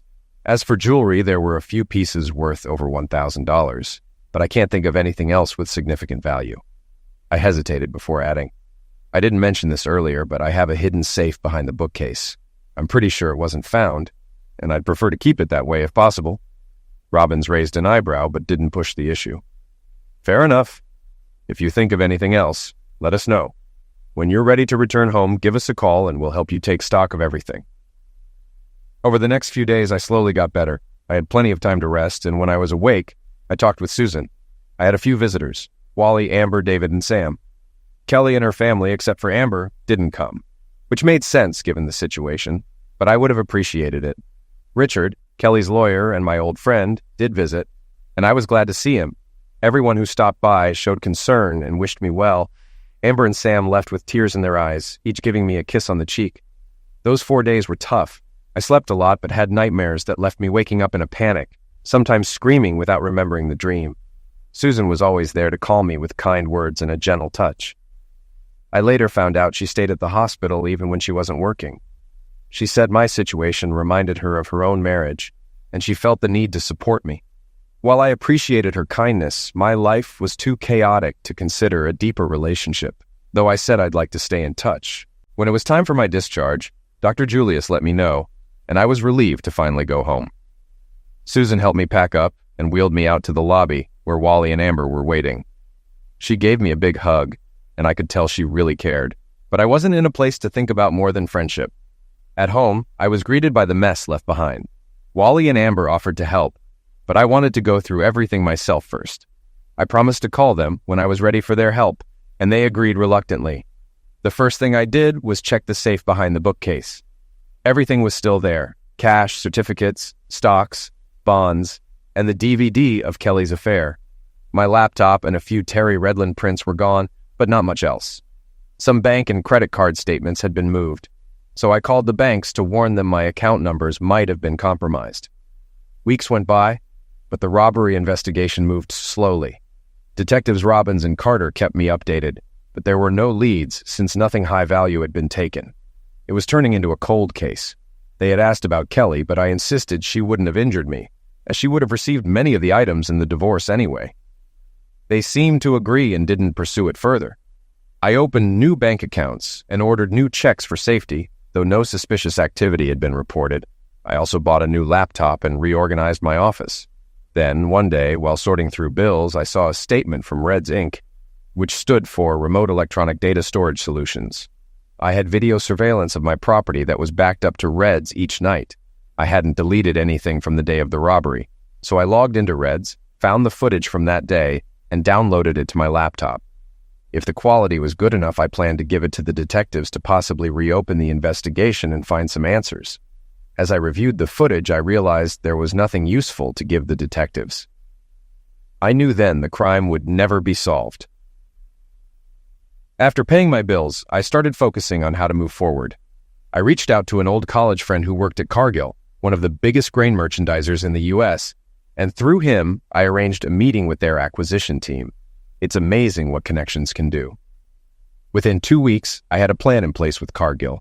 I took a brief trip to Las Vegas after handling some business in Phoenix, gambled for a couple of days, then flew home to put my plans into action. I had David arrange a meeting with Gentry Grain where I talked to Kelly, her brothers Tom and Carl, and her sister Amber. David mentioned that with our impending divorce, the grain reserves wouldn't meet state requirements without my share. They quickly agreed to meet, likely because they hadn't thought about the impact of losing my stored grain. At the meeting, I greeted everyone and got straight to the point. I told them to listen before commenting and made it clear that resolving the divorce was my priority. I handed Kelly the final draft of the papers and asked her to sign them. Kelly responded, "Jack, I don't want a divorce. Whatever you think I did isn't worth ending everything we had. Can't we work through this? I don't want to do this in front of my family." I told her firmly, "Kelly, this ends today. The sooner you sign, the sooner we can move on." She grew angry and said, "If you're divorcing me, I'll fight the infidelity claim. That's the least you can do for me." I expected this. I placed a DVD on the table with the divorce papers and said, "If you fight me on this, I'll use this as evidence in court. It's a video of all 8 times you cheated on me at the spa." Amber was shocked and furious, exclaiming, "You didn't, Kelly. How could you?" I confirmed it, detailing each incident with Mario and Steve. "So yes, 8 videos. Sign the divorce papers now, or this goes to court. I'm done playing games." Tom and Carl were stunned, while Amber quietly cried as Kelly signed the divorce papers. I took my copies and put them in my briefcase. Kelly looked shocked, with unshed tears, likely realizing I had solid evidence of her infidelity. But I wasn't done yet. "Now, let's discuss the grain issue. With this divorce, you'll lose the value of my stored grain, putting you in violation of your grain license and loan covenants. The bad news? You're in trouble. The good news? I spoke to your father, and he sold me his 52% share of the business since your agreement didn't have a first right of refusal clause. Richard didn't do his best work for you. I didn't even have to show him the proof of your cheating. He believed me and knew the company would struggle without my grain. So now I'm the majority shareholder. You each own 12%, and I've already negotiated a deal to sell my stake to Cargill. You can sell your shares for the same price, and I recommend you do so. Cargill will now evaluate the staff, but I secured each of you a 1-year job guarantee. Make the most of it." The shock turned to anger, and Tom, the eldest, finally spoke up. "What have you done, Jack? You ruined the family business because my sister cheated on you. How did you trick my father into selling?" I replied, "Your father sold his stock to keep you, Carl and Kelly, out of jail. You ask what kind of man I am. Ask yourselves what kind of people you are." I tossed a second DVD onto the table. "This shows you and Carl knocking me that night and stealing from my house. Be glad I chose this path instead of giving this to the police." Kelly finally spoke. "Jack, how could you do this to me?" "Kelly, you've wasted my life. Your father and brothers always treated me like I wasn't good enough. And you've always been deceitful. You cheated on me with Larry Evandale, disrespected our marriage, and worst of all, you almost eliminated me in the attack. Tom and Carl broke my ribs, but it was your kicks that drove a broken rib into my lung. If the paramedics hadn't arrived in time, I would have died. Some best friend, huh? Kelly fainted, and Amber and Carl rushed to catch her. Once she regained consciousness, I delivered my final words. Your father sold me his stock to keep you out of jail. He's not proud of his children, except for Amber. I've wasted enough time on you, Kelly. I won't waste any more. Have a nice life. With that, I left. The deals were done, I was free, and Kelly and I divorced.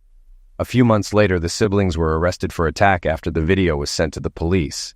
Kelly's father was furious and came to confront me, but he had a stroke before I could respond. Karma works in strange ways.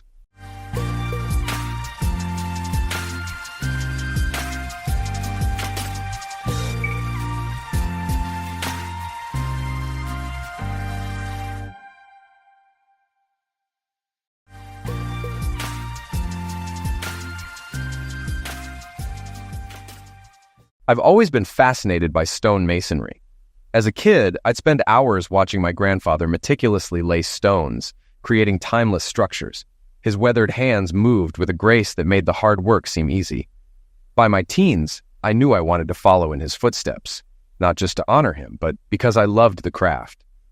There's something deeply satisfying about shaping raw materials into something lasting. In my early 20s, after 4 years in the military, I returned home with a new outlook. The discipline and patience I gained paired well with masonry. I took over the family business and soon led projects my grandfather would have been proud of. But it wasn't just about building stone walls. It was the connections I made along the way. At Jerry's wedding, I smiled, happy for him. After all he'd been through, seeing his joy was heartwarming. When I got his invite, I called him immediately. "Are you sure about this?" I asked. He chuckled. "Absolutely. If it weren't for you, I'd never have met Anna. You stood by me when others would have walked away." At the wedding, his new wife hugged me and whispered, "I've heard your story. I'd love to hear it from you." I smiled as I watched them. They were older, but acted like teenagers. I wished them well. While dancing with the bride, I saw her, my ex. I froze. Anna noticed and grabbed my arm. "Please don't ruin my wedding," she pleaded. "What's she doing here? Does Jerry know?" I asked, frustrated. "He knows," she replied. "He invited her for you. Now let's finish this dance." I was furious but stayed. Jerry approached me afterward, grinning. "I didn't invite her to the wedding, just the reception. You need to talk to her." I argued, but both Jerry and Anna stayed by my side. Finally, Anna snapped. "You're being ridiculous. Talk to her, get it over with, and stop ruining our night." She was right.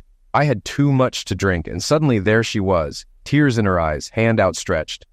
"Will you dance with me, please?" she asked. I could have ignored her, but instead I took her hand. As we danced, I felt her tears on my jacket.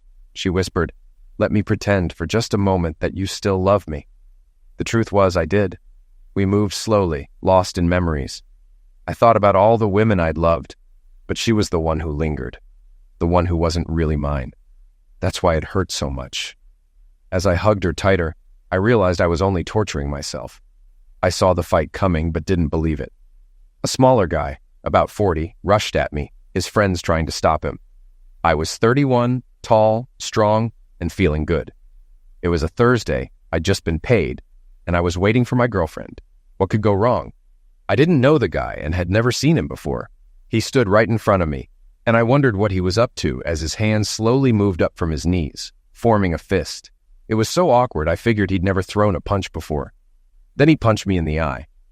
I was so focused on his weird movements, I didn't even think to defend myself. I fell and he tried to kick me. I had been out of the military long enough for this guy to catch me off guard.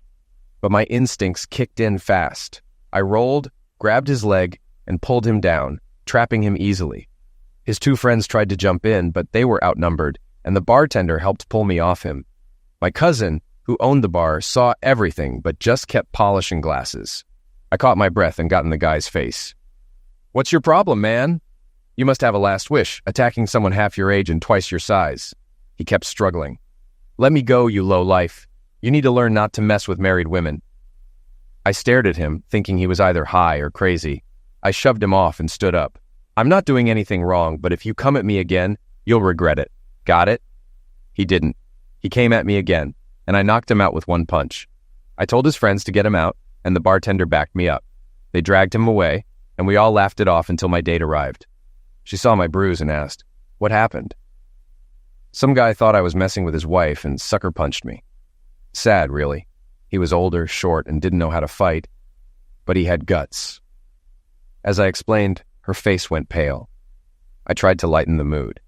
"Relax, I'm fine, but if you want to kiss it better, I won't complain." She kissed me and teased, "He must have been crazy to attack you. Didn't he notice these muscles?" Later, I found out she just wanted me to describe him again. He was older, short, a bit out of shape, but had nerve. If his wife really was cheating, it could get ugly. Melody excused herself, saying she wasn't feeling well. My cousin, the bartender, chimed in. "Guys like that are the ones you have to watch. They snap when they find out their wife's cheating. I've seen it 100 times. Let's hope you rattled him enough to stay away." I agreed. "I hope he finds the right guy and deals with him, but he needs to get his facts straight first." Melody came back looking upset. "Sorry, the hospital called. Big accident on the highway and they need help. I'll call you tomorrow if I'm not too tired." She kissed me and left. She was a trauma nurse, so this happened often. Luckily, she had a few days off after her long shifts while I worked out of town most of the week. No, I don't have a fancy job flying around the country solving big problems. I lay stone. That's right, big rocks. My dad was always traveling for work, making big money for his company. So my mom mostly raised my sister and me on her own. She did a great job, but when I was 12, my dad left her for a younger woman. It broke her heart, but my grandfather, who never liked him, stepped in. Dad tried to rush the divorce and cut off her medical benefits, but Granddad hired a top divorce lawyer and made sure she got what she deserved. Dad backed down when his career was threatened and moved to the West Coast. We hardly saw him after that, except at my high school graduation when he offered to pay for college if I moved out west. I refused and kicked him out when he insisted. That was the last time I saw him. My mom later remarried a good man, and I became a big brother at 15. My stepdad offered to help pay for college, but I joined the military instead, serving 4 years, including a year each in both Iraq and Afghanistan. Afterward, I used my military benefits to go to school while working for my grandfather. Granddad was a master stonemason. I started learning from him at 14, working summers and after school. In Afghanistan, I built walls around our positions, and when one of my walls saved lives, the other guys started helping. The local Afghan masons were incredibly skilled, and I learned a lot from them, too. When I got out of the service, I joined the family business. Soon, I was managing jobs with just a couple of assistants, while Granddad handled the big projects. He was planning to retire, but before he could, a texting driver ran over him while he was crossing the street. He died instantly. He had already transferred the company to me by that time, and I took over at age 27. We specialized in building dry stone walls. No mortar, just skill in laying stones to keep them stable. It's a difficult craft, but we were the best. Before Granddad passed, he secured a contract to repair walls at 5 of the state's oldest universities. Some of these walls were over 300 years old. I had a crew of master masons and journeymen at each site, paying the journeymen based on their skill level, with the chance to increase their wages over time. There was some concern about whether I could handle the contract after Granddad's pass away, but I reassured them. "The same skilled masons are still working," I said, "and the quality won't suffer." They kept the contract with us, knowing how rare good masons are. I didn't enjoy managing the business without doing the hands-on work, so I hired my sister Becky, who had just graduated with a business degree. She was good at spotting poor work and could lay stone herself. We ran the business together with help from our stepdad, Jerry, who was an accountant. My younger brother, Jerry Jr., was 15, and I promised him a summer job learning the trade. Though he had a talent for math and might not stick with masonry, I knew he'd be valuable no matter what path he chose. I was 30 when I met Melody. One Thursday night, she came to the bar with friends, and we felt an instant attraction. My cousin Billy, who owned the bar, often had live bands playing country music, and I watched Mel dance a few fast songs, admiring her grace. When she came to the bar as a slow song started, she grabbed my hand, saying, "I don't want to waste a good slow song. Let's dance." I was so surprised, I just followed her while my friends laughed. Dancing with Mel felt like magic. She moved so close, like we were the only two in the room. By the end of the song, I think I was already in love. She was about 5'9", and with heels, she could look me right in the eye. When the song ended, she didn't let go of my hand and pulled me to her table to meet her friends, though I couldn't remember their names. We talked until closing, and one of her friends urged her to kiss me and get my number before leaving. She kissed me, asked if I'd be there the next night, and told me to meet her at 7:30 for dinner. Then she was gone, leaving behind her perfume and the taste of her lips. Back at the bar, Billy teased me. "Not bad, Bandit. If she'd held out a hoop, you'd have jumped through it." My nickname came from my real name, Jesse James, and my dad had picked it because he admired the outlaw's Robin Hood reputation. I had a rough history with women. My first serious girlfriend broke up with me before I left for the military, saying she didn't want to wait for an uncertain future. We met again after I returned, but we'd both changed, and the spark was gone. The second was Cindy, a college volleyball star. She was tall, athletic, and incredibly arrogant, used to getting her way. She believed she was special, and the whole campus treated her like royalty because her team won several national championships. I wasn't bad-looking myself. 6'1", muscular from my masonry work with sandy brown hair, pale blue eyes, and a permanent tan from working outdoors. One day, Cindy and her entourage walked into a crowded bar where I was eating alone. She asked me to give up my table for her and her friends. Assuming I'd leave, she smiled confidently. I just smiled back and kept eating, surprising her by not giving in to her demands. After a couple of minutes, she snorted, "Are you going to leave or what? We're waiting. When I'm done or a smaller table opens up, I'll gladly give it up. Or, since I have plenty of space, you're welcome to join me." One of the guys spoke up. "You can go stand at the bar." I smirked. "Standing while eating will make your legs even bigger. I'm already struggling to find a decent 14-year-old girl. Don't make it harder." He growled, "Maybe I'll make you leave." He was about 5'10" and looked fit, but his posture said he didn't know how to fight. I looked at him, took a sip of tea, ate a fry, and sighed. 3 outcomes here. 1, you knock me up, and everyone thinks you're an idiot for picking a fight with someone minding their business. 2, I knock you, and everyone thinks you deserved it for being an idiot. Or 3, you let me finish, and I'll be gone in a minute. Let your friends sit while you grab drinks. I'll be out of here by then. He pouted, and Cindy, watching all of this, finally said, "Brian, stop. Just get the drinks. We'll sit here if this gentleman shares." By then, I was done. I stood, pushed the chair out for the girl nearest me, and said, "Please take the table. I'm finished. Have a nice evening." I reached for my cane, revealing the cast on my leg from a student dropping a rock on my foot. Cindy's eyes widened. "Stay and let us buy you a beer," she offered. "Thanks, but I can't drink due to my meds." Brian came back, saw the cast, and smirked. He followed me outside, thinking I'd be an easy target. "You think that cast will save you?" "It'll make things easier," he said, threatening me. Without a word, I turned and jabbed my cane into his groin. He dropped instantly, groaning, and wet himself. I calmly said, "Don't get up until I'm gone. If you do, I'll assume you want trouble, and you won't like what happens next. Grow up." When I walked out, Cindy and her friends had noticed his absence and came out just in time to see our interaction. They helped him up and dusted him off. Cindy started asking around the restaurant about me and eventually tracked me down. One night, when I walked into the bar and grill, she pointed to an empty chair. "I saved you a seat," she said. I was about to sit elsewhere when she touched my shoulder. "Please, just for a moment. We owe you an apology. Brian was an idiot, and he's not with us anymore." I sensed sincerity and sat down. I was surprised to learn her friends weren't airheads. One was studying political science with a job offer from a lobbying group, another was heading to Yale, and a third was getting an MBA from Wharton. Cindy was majoring in sports psychology, planning to use it after her volleyball career. They discussed their futures and occasionally asked for my opinion. I chimed in when I could. When the conversation shifted to my work, one friend asked, "Wow, that's a niche market. Is it good money? What's your business plan?" I raised my hand.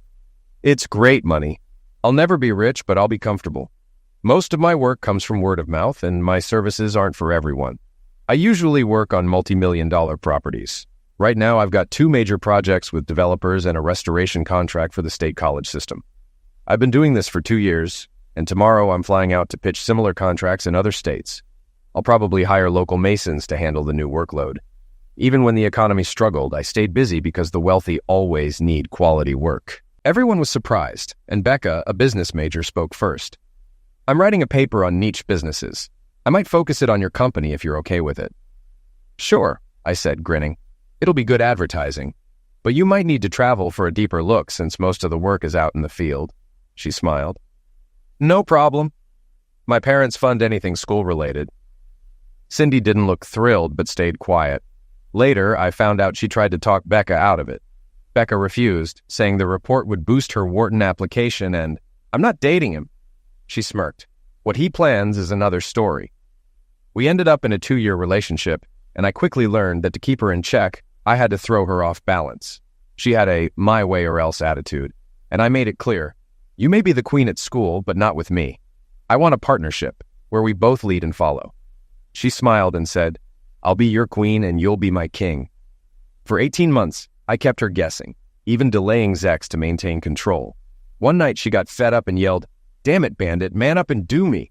What's wrong? Scared you won't be good enough? I replied calmly. I've heard all about your skills from others, but thanks for the offer, I'll pass. Good night, Sin. She tried to apologize and physically stop me, but I broke free and left. I didn't see her for 2 weeks, despite her calls and messages. When I finally returned, her last emails were nasty. She didn't handle rejection well. One night, I ran into Becca and her law school friend Carol at a bar. Carol grinned and asked, Did Cindy dump you? Becca laughed. Look at his face. I bet you dumped her, didn't you, Jess? I shrugged. It was mutual. We had different ideas about relationships. Carol laughed. I bet she wanted you to jump through hoops and you refused. She's been a mess since you left. Just then, Cindy walked in with a basketball player. She saw us and stormed over, leaving the guy trailing behind, trying to hold her hand. She snapped at him. Let go of me. We're just friends. The guy, frustrated, said, Why are you stuck on that redneck? He dumped you and he's a loser. He'll never support you like I can. Becca nearly fell off her chair, laughing. What an idiot. You're not even in the pros yet, and that's no guarantee. Jesse owns a successful business, makes 6 figures, and that number's growing. Not bad for a redneck, huh, Dustin? Just as Dustin was about to object, Carol stepped in. Dustin, whatever you're thinking, stop. Look at him. Those muscles aren't from the gym, and he's been in combat twice. He could take you apart easily. Why don't you go sit at the bar?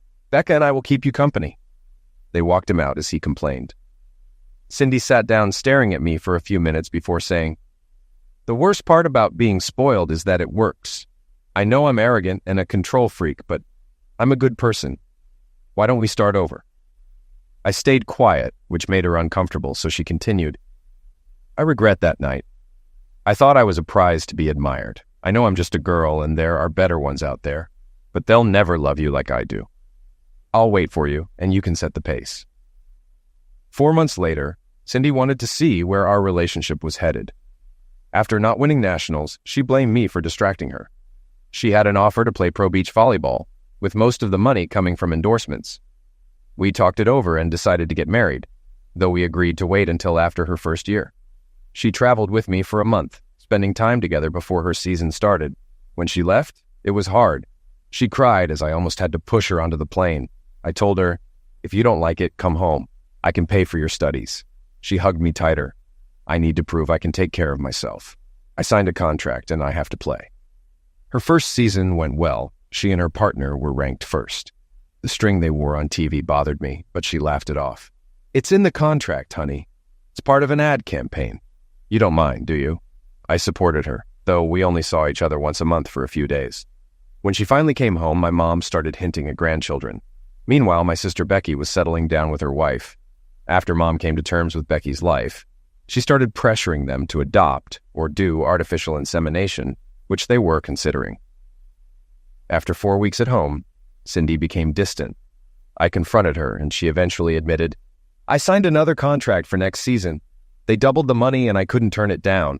I was furious. We argued constantly. You promised last year would be it, I said. Cindy, frustrated, screamed back at me, but when I wasn't paying attention, she stopped. In a quiet voice, she said, I'll write a contract. If I don't quit next year, the marriage is off. Please, Bandit. This means so much to me. I looked at her and said, You don't need a contract. If you don't stop next year, I'm gone. Got it? She went pale and made promises, ones she didn't keep. Early the next year, her team's success continued, and her partner Jen even called to thank me for letting Cindy stay on tour. Jen mentioned this would be her last year, as she was moving on to teaching and coaching. She joked about how, if her marriage had been like ours, she might still be married. That comment left me uneasy. Later, when Cindy told me about Jen's call, I shot her a look. She went quiet. I asked, "What arrangement is Jen talking about?" Cindy tried to laugh it off, saying Jen was just scattered after her divorce, and reassured me, "I'll never make her mistake." When I pressed, she admitted Jen had an affair with a guy on the tour, which led to her divorce. Cindy promised, "I would never hurt you like that." Normally, Cindy called me every Monday and Tuesday, but one week I heard nothing, despite my calls and emails. The following week, she came home unexpectedly, furious that I hadn't been answering her calls. I told her I was just following her lead. We had a huge argument, and in a fit of anger, I mentioned her Spanish boyfriend. She went pale, and I left. 2 days later, Cindy showed up at my work begging to talk. She insisted nothing was happening and promised to quit the tour after the season. She said everything I wanted to hear, and I believed her. She did 2 more photo shoots, but one day, while waiting on my truck tires, I saw a golf magazine featuring Juan Pablo. In one picture, he was kissing Cindy at a beach volleyball match. The article mentioned he attended her events to support his girlfriend.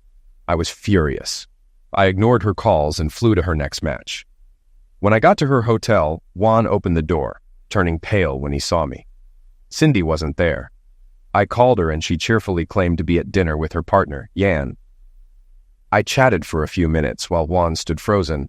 After hanging up, I turned to Juan and said, "I was in the military.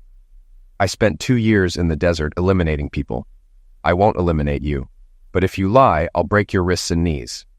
You'll live, but you won't walk or use your hands properly. It's your choice." Would I have done it? No, but I was so angry that Juan believed me. He started spilling everything. "It started at the end of the first season," Juan admitted. "Not with me, but another player. Cindy said you were okay with it, that you had an arrangement. She told me it would end after the season, and she was excited to marry you." "Where is she now?" I asked. Juan panicked and confessed they were at another hotel. I grabbed him by the throat and warned him not to tip her off. Later, I watched Cindy and her new partner walk into their hotel. I waited a few minutes before kicking the door open. Cindy nearly fainted when she saw me. Her partner tried to act tough, but I quickly pinned him. "How long?" I demanded. 3 or 4 months, he stammered. "You knew she was engaged and you still went along with it?" I asked, noting he was also engaged. He begged for mercy. Cindy silently fixed her dress, and I realized time was running out as people gathered in the hallway. I let him go, punched him, and said, "Good luck playing golf now." To Cindy, I said, "Keep the ring. We're done." I left, called the hotel manager, and offered to cover repairs and medical bills, then got out of there. The next day, the tournament announcers downplayed his injury as an accident. Rumors spread fast, and he flew home, newly single. Cindy and her partner played poorly for the rest of the season. Jen retired, and Cindy played for 4 more seasons before earning her PhD. She tried to contact me for months, even telling my mom she'd fly out to talk. My mom laughed and told her off, and Cindy never came. For 2 years, I had trust issues with women. Then I met Melody, and things changed. She was a trauma nurse, and our schedules aligned. We took it slow: dinners, dancing, museums, and baseball games. It wasn't long before I was head over heels for her. We never saw each other on her work days, but she always called during breaks. She lived with 2 other nurses, and they had a strict no boyfriends rule to avoid drama. One stole another's boyfriend while she was asleep, so we had to set rules. Tired of motel rooms, I started house hunting and asked my business contacts for leads. They teased me, saying, "She's got you, huh?" One designer advised, "Let her help choose the house." I took the advice and involved Melody, using my insider knowledge to find homes. The first few didn't impress her, but we found a 4-bedroom house on 3 acres just outside town that she loved. She smiled and said, "I'm thinking about tree houses."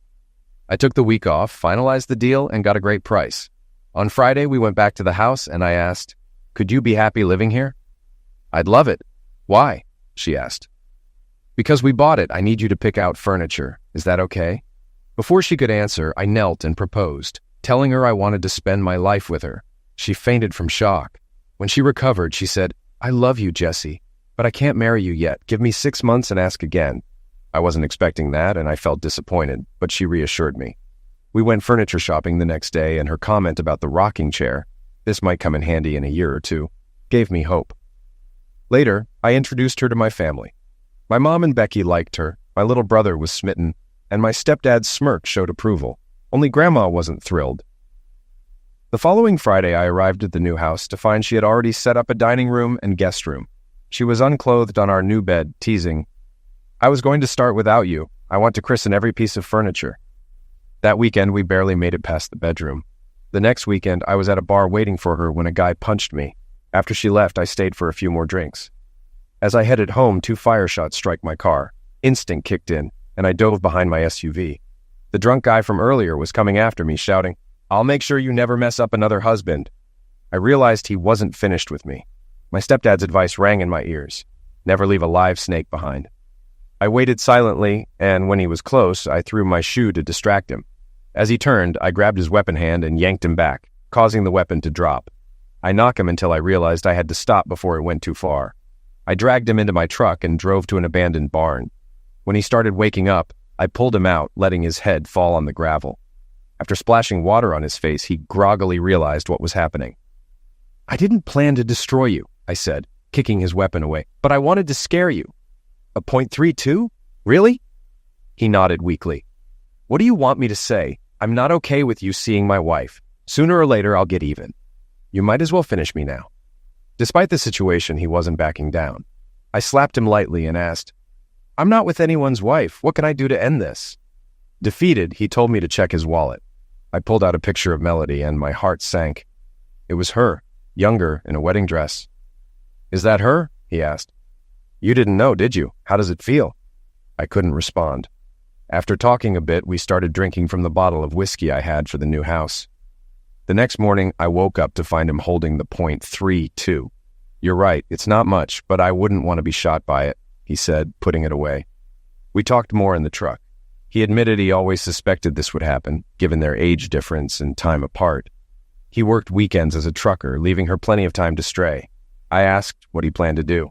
"Divorce her, of course. She's yours now if you still want her," he said with a bitter laugh. I admitted I wasn't sure I could trust her. We drove back to his car, and I reminded him not to forget his weapon. "Keep it," he said. "I don't need it to remember what almost happened." As he drove off, I asked one last time, "What are you going to do?" "You're lucky. You can walk away. I'm getting a divorce. If it gets messy, let me know and I'll testify for you." I watched him drive away, feeling both relief and loss. Later, I emailed Melody, "I'm not running, but I need time. Don't contact me until next weekend. I'll think about everything, but don't expect me to believe much." She replied quickly, "Thank you for letting me talk. There's a lot you don't know, and I want to explain. I'll be at your house next Saturday at 4 o'clock. Believe it or not, I love you." The week dragged on as I struggled with what to say. My coworkers noticed something was off and gave me space. As Saturday approached, my dread grew. When she arrived, I made her sit at the kitchen table, the one she spent weeks choosing. As she started to speak, I cut her off. "Ground rules," I said firmly. "No I love yous or apologies. Just explain why you went to bars and dated while married. Could you live with me doing the same thing?" Tears filled her eyes. After a few moments, she began. She grew up poor, raised by a heavy drinker father after her mom left. She married Jerry for stability, not love. When their schedules conflicted, she started going out with friends to ease her loneliness. She always wore her rings, but then she met me. "I didn't love Jerry like I love you," she admitted, "but I respected him. I didn't know how to tell him." "You should have left him when you realized how you felt. Instead, you used him as a backup," I said, frustrated. "I know," she whispered. I shook my head. "Even if we stayed together, how could I trust you? What happens when I'm gone for work and you're lonely again?" She cried, but I pushed on. "It's about trust, Mel. I need to trust my partner completely, and right now I don't think that's you." She sat quietly, then said, "I understand, but no one will ever love you as much as I do. Even if we never get back together, I'll prove that to you." She left without another word. We spoke only twice after that, with little progress. Eventually, she started emailing me. For months, the emails ended with her begging for another chance, though they became less frequent over time. She mentioned therapy and going with Jerry a couple of times. After 7 months, she stopped writing. Her last email read, "My dear Jess, this will be my final message. I'm officially divorced now, the second best moment in my life. The first was meeting you. Therapy helped me realize I was too immature and selfish to marry Jerry. I stayed with him out of fear, but it was doomed from the start. I'm living with 2 other nurses now, and I finally feel independent. In honor of my divorce, I'm giving you a gift. I'm letting you go. I realize now that if I were you, I wouldn't trust me either. I hope you find someone who loves you as much as I did, and still do. Mel.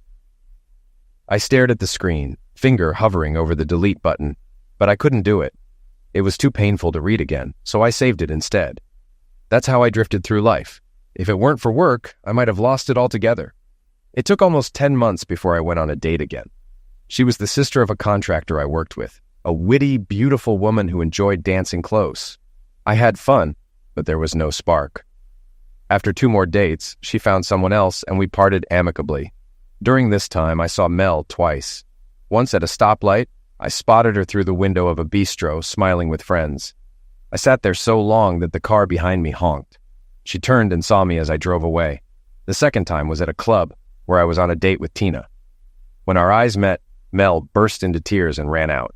Her friend Gwen stopped by my table and angrily accused me of rubbing my new relationship in Mel's face. I stayed calm. It's been almost a year. We were bound to run into each other. Tell her I'm sorry if I upset her, but she needs to move on. Gwen muttered a-hole as she walked away. Tina, noticing the tension, asked for the full story, and after I explained, she said, "You're not over her. I saw your face when you noticed her." Jerry, who had started coming to my cousin's bar, and I eventually became friends. He admitted he still missed her sometimes. He told me one of her nurse friends mentioned they called her Nun because she hadn't dated since me. She blamed it on how much I had spoiled her. Jerry shared that Mel had been writing letters of apology as part of her therapy. I admitted I'd received one, but didn't elaborate. Jerry had moved on, though. He started dating a military widow, and they were a great match. I helped sponsor his stepdaughter's softball team, and we even planned his bachelor party. Watching Jerry's happiness made me think about my own future, wondering if I'd ever be in the stands cheering on my own kids. I threw myself into work, taking on more contracts than we could handle. My family eventually convinced me to slow down, reminding me that quality was key. I passed on some jobs to competitors and got things back on track. Then I ran into Becca, a college friend, who offered me a contract to build a small stone cottage. I agreed, and as I worked, I discovered an old stash hidden in a chimney. Whiskey, letters, and a wedding ring. I returned the items to the family, who eventually donated them to a historical society. The story made the papers, sparking a wave of chimney excavations. Becca later invited me to a party to show off my work. While there, she mentioned she still kept in touch with Cindy, my ex. She showed me photos. Cindy had cut her hair and gained some weight, but she looked happy with her second husband, David. Becca told me Cindy had come clean about her past and was trying to make this marriage work. Surprisingly, I was genuinely happy for her. I hadn't thought about her in years, but it seemed like she had finally found peace. Meanwhile, I stopped dating, trying to figure myself out. Melody's ghost still lingered in my mind. On a whim, I sent her an email. "Mel, I wasn't trying to make a statement when I saw you at the club. It was a coincidence, and I had no intention of hurting you. If it's any consolation, it ruined my night too. Jess," she replied the next day. "I'm sorry I ruined your evening. I know it's over between us and we'll never be together again, but I can't stop loving you. I've given up trying. Time hasn't healed me.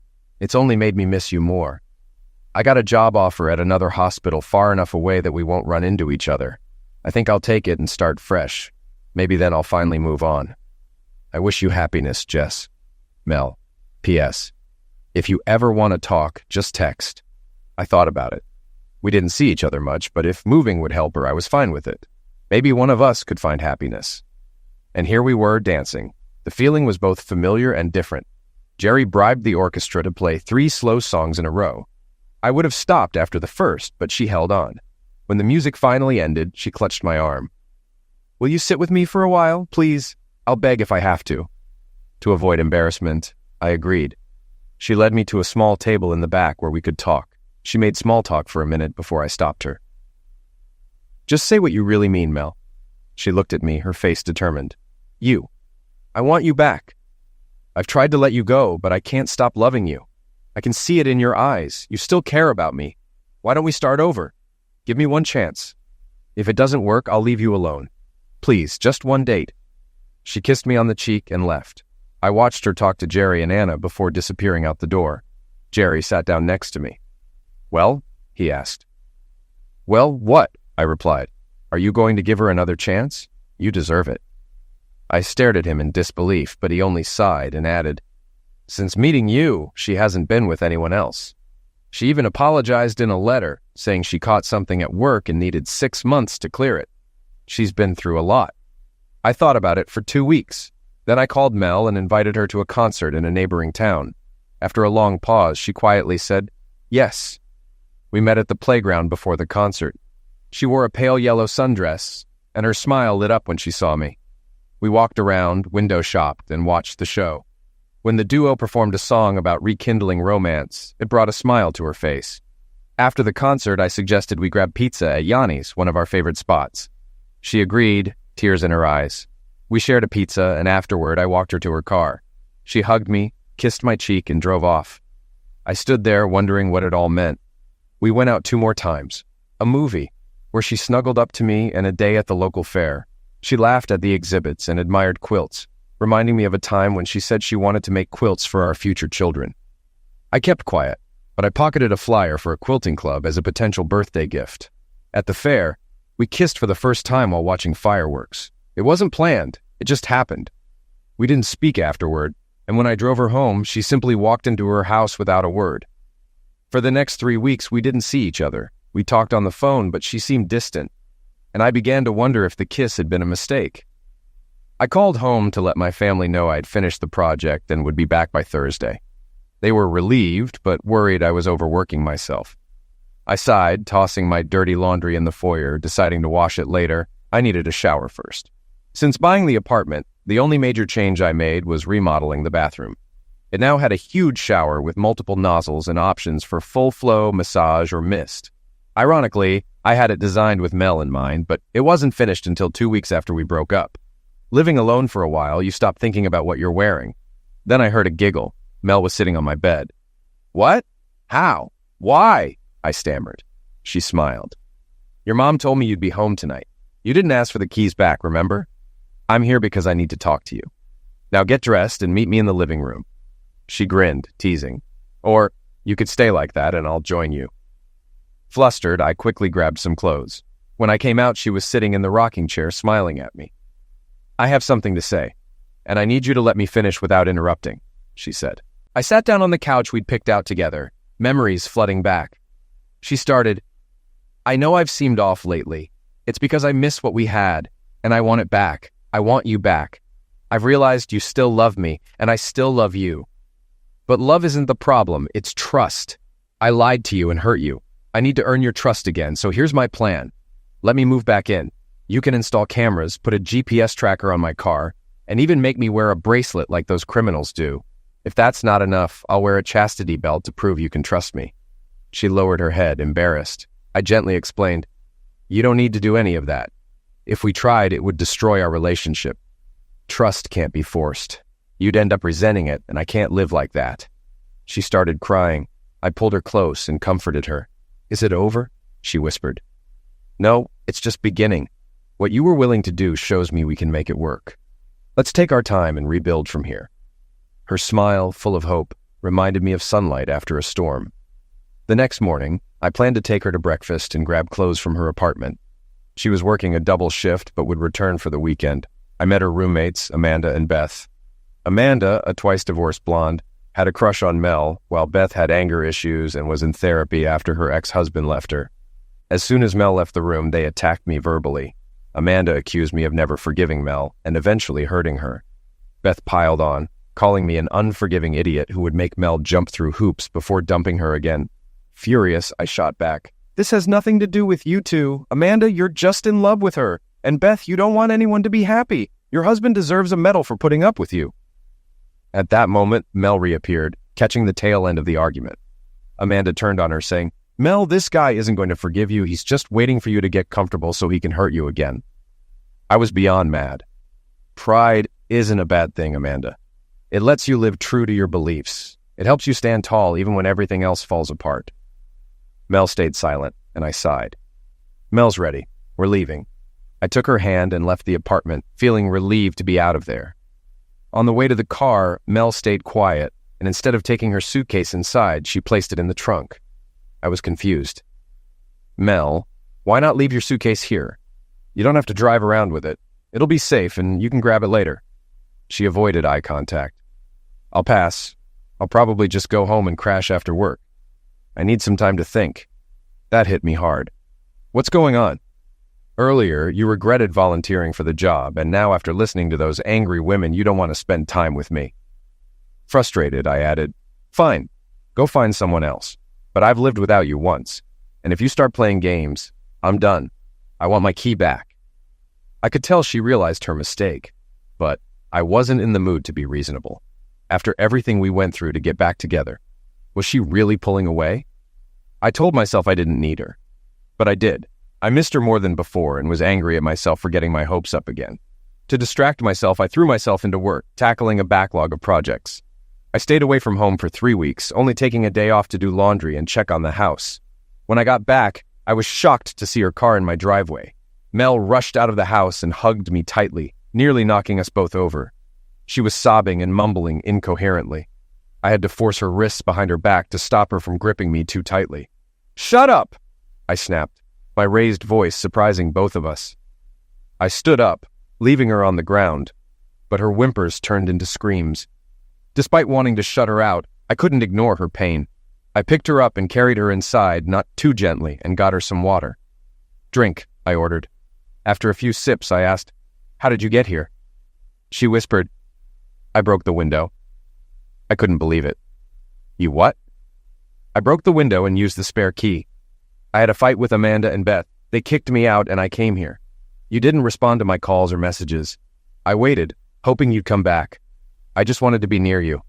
If you want me to leave, I will." Kicking her out seemed too harsh. "Not right now. Order a pizza. I'm starving. I'll be back after a shower."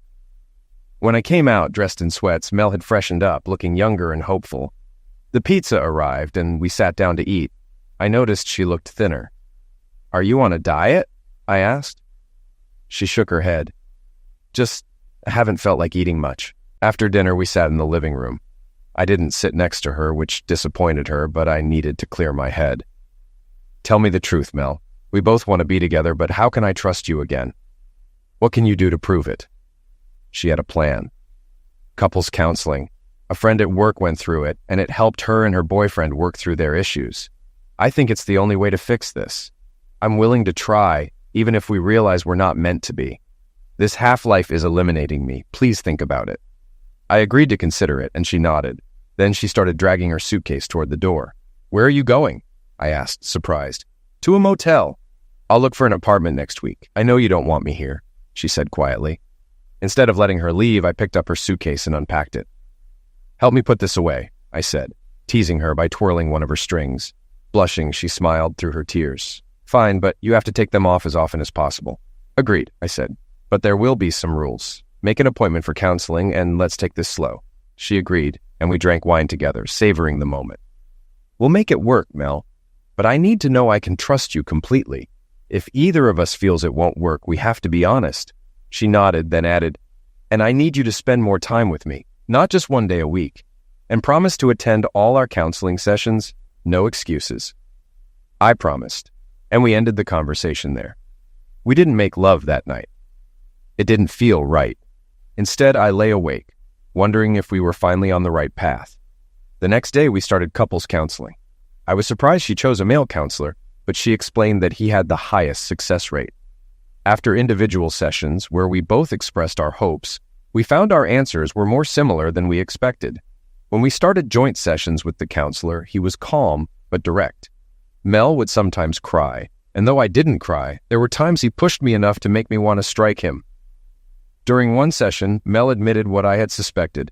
She stayed with Jerry as a safety net, in case I wasn't the man she hoped for. When she realized she wanted to be with me, she started the divorce process but didn't file right away because she wasn't sure how I felt. "That's ridiculous," I said when she finally admitted it. The counselor agreed. "Melanie, is that really true?" he asked. "During those 6 months, you didn't feel sure of Jesse's love, even while staying with him on weekends? You still shared a bed with Jerry, exchanged caresses, and then did the same with Jesse. You only filed for divorce after getting caught." Mel suddenly shouted, surprising both of us. "You think I don't know what I did? I betrayed them both and ruined my chances for happiness." The counselor remained composed. "I don't think that's entirely true, or you two wouldn't be here. But I think we've gone as far as we can in these sessions. Both of us were shocked. "But we're not healed yet," Mel protested. "No, but you've reached the point where the rest is up to you. You love each other, that's clear. But the question is, can Jesse trust you again? You're both unsure whether the pain and effort are worth it. I can't make that decision for you. If you can forgive each other, you'll never regret it. If you can't, it's time to walk away. I wish you both luck." After that session, Mel and I tried to move forward for 3 months. We had good days, but triggers would cause tension. Things got stressful. She called me every night and even sent pictures to prove she was at home. But it got tiresome. One night I told her, "Stop sending pictures. Stop locking yourself in the house. You made a mistake, and if you learned from it, we'll be fine. If not, it's over." She seemed to understand and soon started going out with friends. One night she called and thanked me for trusting her. That felt good. But even with the progress, I sensed something was still off. She had become quieter recently, and I worried we were nearing the end. Then we went to a flea market, one of her favorite places. Watching her browse with such grace, I saw her smile at me, but it quickly faded, replaced by sadness. I realized then that if I didn't change, I'd lose her. As we left, a sudden thunderstorm hit. Mel flinched, scared of storms, so I put my arm around her. I went to get the truck, praying for a way to break through my emotional walls. A song came on the radio, slow dancing, swaying to the music, and I glanced at a bumper sticker that read, "Life isn't about waiting for the storm to pass. It's about learning to dance in the rain." I knew what I had to do. I stepped out into the pouring rain, held out my hand and said, "If you love me, come dance with me. This is our last chance." Everyone was watching, and Mel, terrified of storms, hesitated but eventually stepped into the rain and took my hand. The song ended after a minute, but it was enough. She faced her greatest fear for me. We laughed, cried, and made love when we got home. 9 months later, I found myself standing in line for the tallest roller coaster. Mel had told me she would one day ask me to prove my love in return. As I was strapped into the seat, she let go of my hand and stepped back. "You're not coming with me?" I asked, panicked. Tears welled up in her eyes as she smiled. "I can't," she said softly. "Why not?" I yelled as the ride started. That's when I saw the sign. Pregnant women are not allowed on this ride.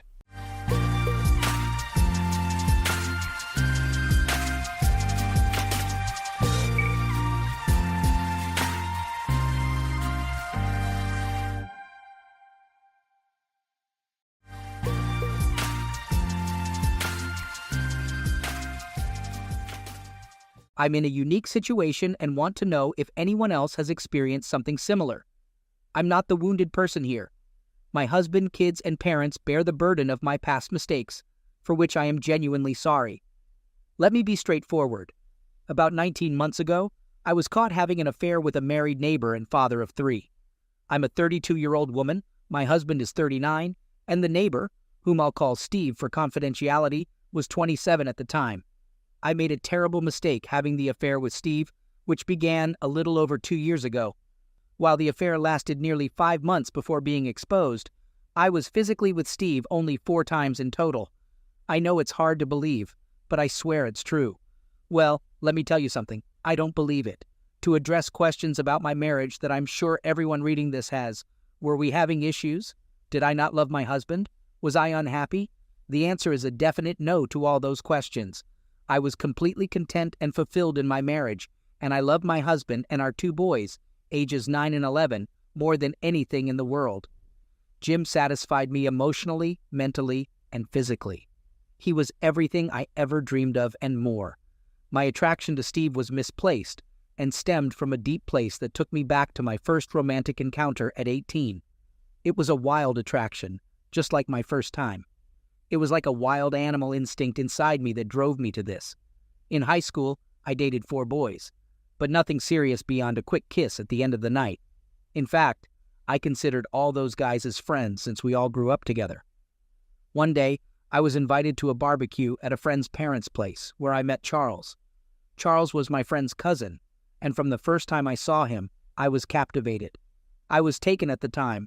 He was 20, and I was 18. From the moment we met, we couldn't keep our eyes off each other.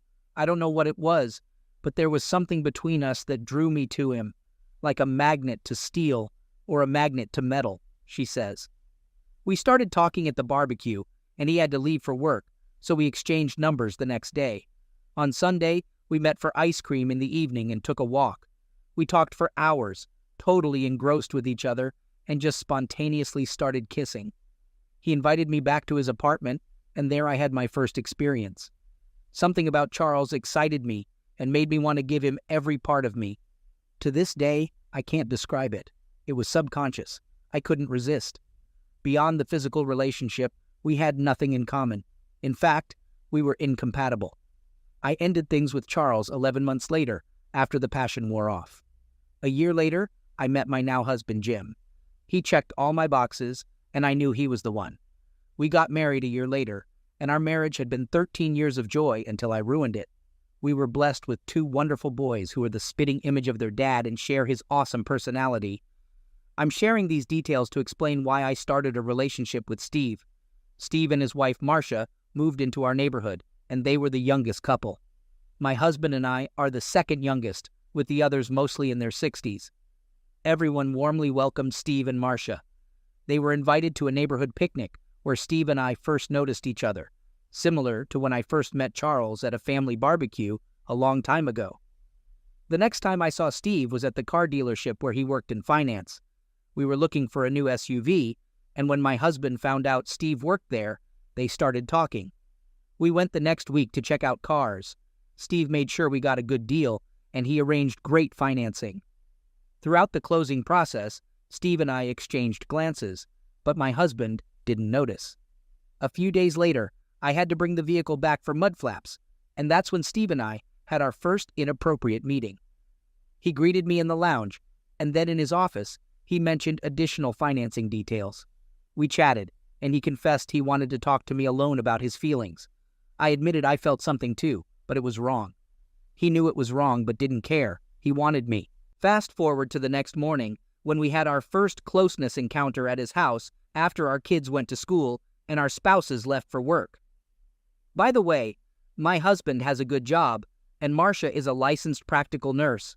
Steve and I only had physical relations 4 times in the entire 5-month period. There was no love connection, as I loved Jim, and Steve loved Marcia. What we had was just physical, and to be honest, it wasn't as good as what I had with my husband. Not even close, but it was forbidden, and therefore thrilling and dangerous.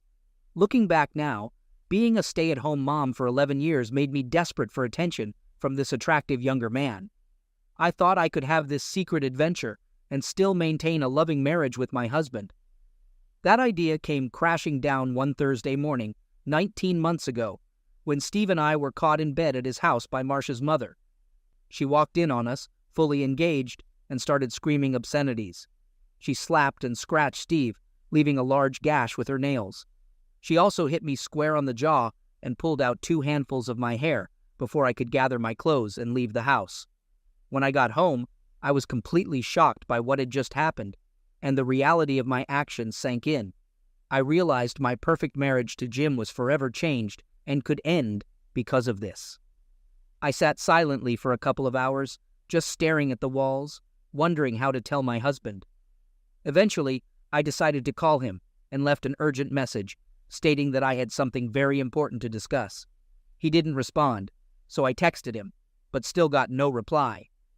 A few minutes later, Marcia and her mother showed up on our front porch, knocking on the door in the bay window, screaming for me to answer.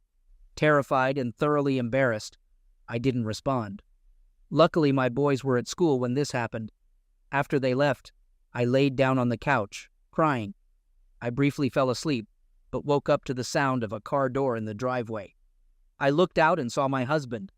I rushed to freshen up before going back into the living room to greet him when he opened the door. However, he didn't enter. Instead, I saw through the window that he was walking down the street toward Steve and Marcia's house. I watched as he spent nearly 3 hours there before coming home. I went to hug him, but he kept me away. I started apologizing, but he said my apology wasn't accepted, and he wanted me to leave. I fell to the floor, crying and begging, telling him I didn't want to go, but he insisted. He then called my mother, explained what I'd done, and asked her to come over and pick me up. Mom came over, apologized to Steve, convinced me to go back to her house for the night, and helped me pack some clothes. I left, crying, asking Jim what he would tell the kids. He said he would take care of it. I left, broken-hearted and ashamed. That night, I called Jim, and to my surprise, he answered. He just said hello and went silent. I identified myself, apologized, and promised never to do something like this again. I expressed my commitment to spend the rest of my life making it up to him. Jim remained silent, asking if I had anything more to say. I said no, and asked him about his feelings. He told me he knew what he was feeling, and I started crying. He then said he wanted me to stay at my parents' house for a couple of weeks before coming home. I reluctantly agreed, but asked when I would get to see him and the boys again. He said he didn't want to see me now, but agreed to a brief call every evening at 9 o'clock. The first call ended with me saying, "I love you," and Jim saying nothing, just hanging up. The next night's call went the same way, with me apologizing and Jim staying silent until I stopped talking. He then dropped a bomb, saying he wanted a divorce. Hearing this, I broke down and begged him for another chance. He refused, acknowledging he'd lose half his hard-earned assets. Then, he unexpectedly said he'd give me everything he owns if I just disappeared and left him and the boys alone. I broke down again, insisting he didn't mean that, but he affirmed that he did. We ended the call, and I cried all night. I then started thinking of how I could make him stay, and came up with a plan to offer him a post-nuptial agreement so favorable he couldn't refuse it.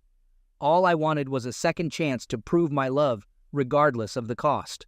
The following week, while Jim met with his divorce attorney, I consulted my own lawyer, not to prepare for divorce, but to create a post-nuptial agreement to present to Jim before receiving the divorce papers.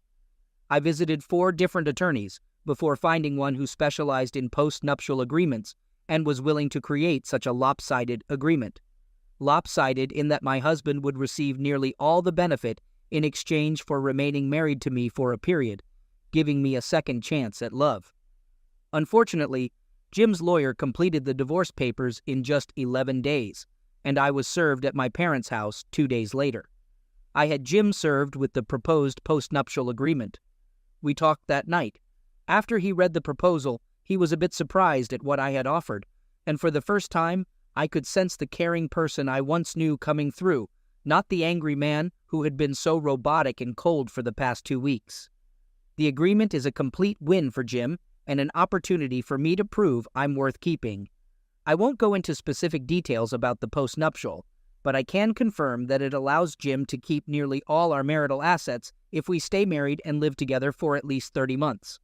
Also, if I'm unfaithful again and we divorce, I lose all claims on our marital assets, get nothing, and forgo any alimony and child support payments. The agreement also requires me to get a full-time job within the next 6 months and contribute to our household expenses. Finally, my husband can see other women if he chooses throughout the remainder of our marriage. I know Jim would never be unfaithful. It's not in him. But I want him to know I love him enough to give him this option. To my surprise and delight, Jim accepted the offer with one additional stipulation. The clause Jim wanted added stated there is no requirement for us to sleep together or have any type of cohabitation coitus during the remainder of our marriage. I was saddened and hesitant to agree to this, but I finally did, feeling that with time I could win back his respect, trust, and passionate love.